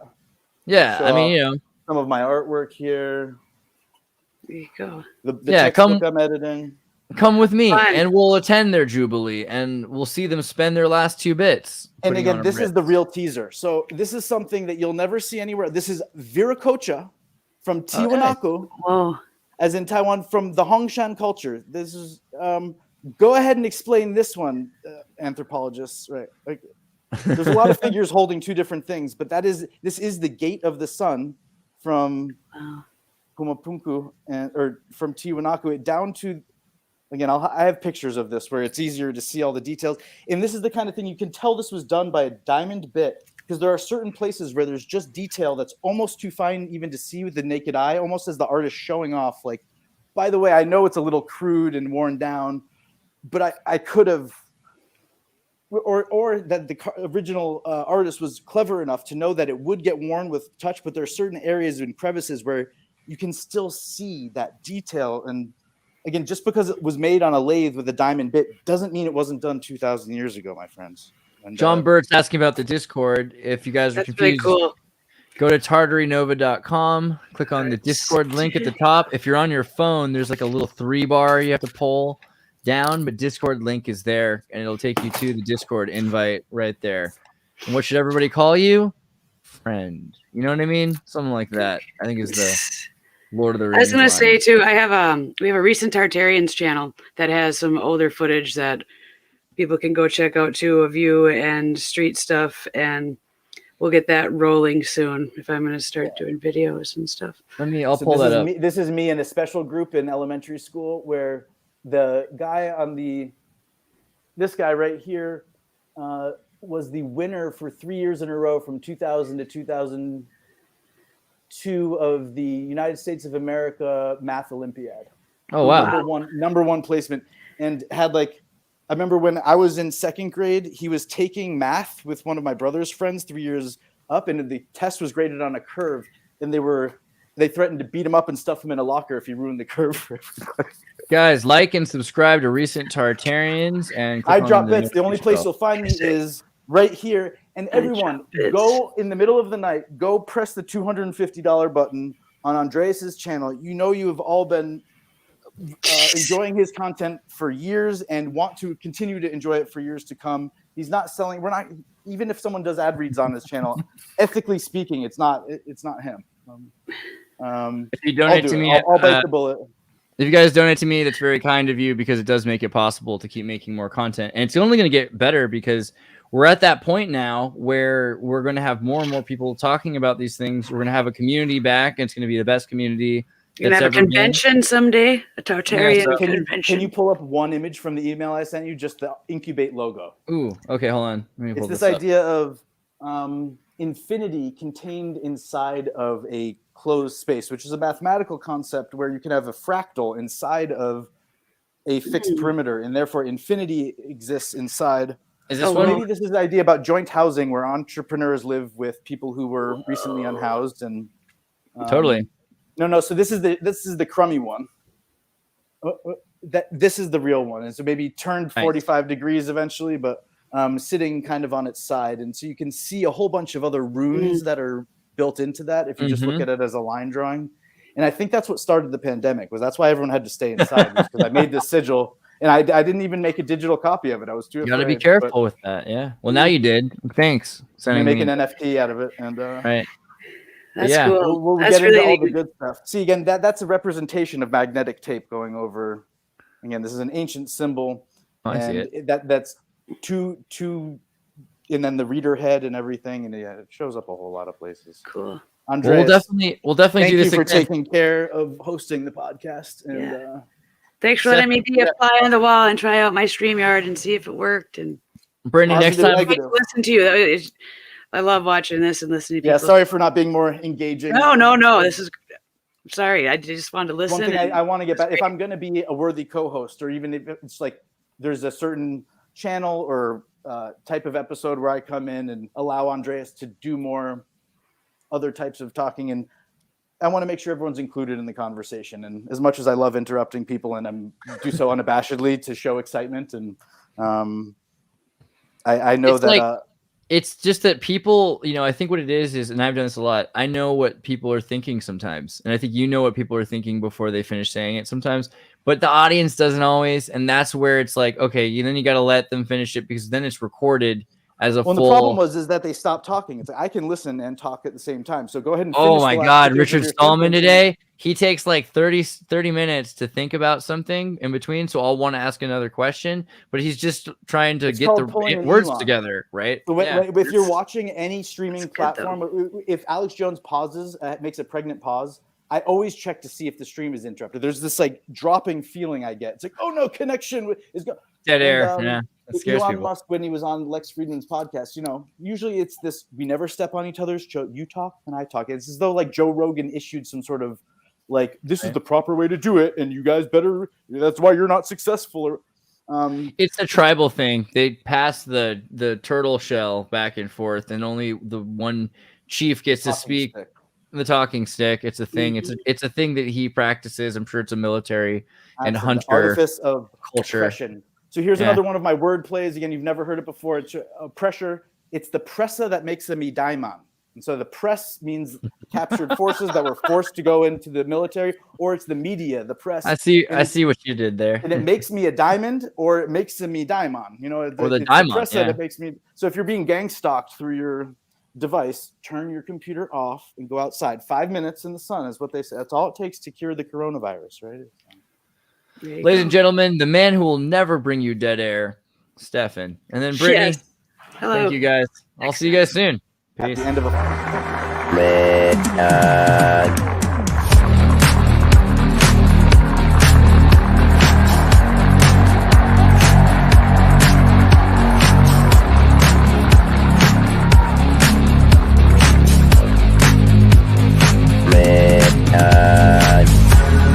The world is very different now.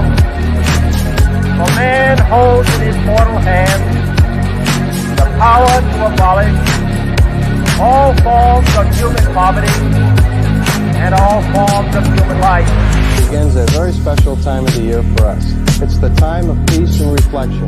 One thing we should all be thankful for is that we live in America, where we have the freedom to change things and the opportunity to grow.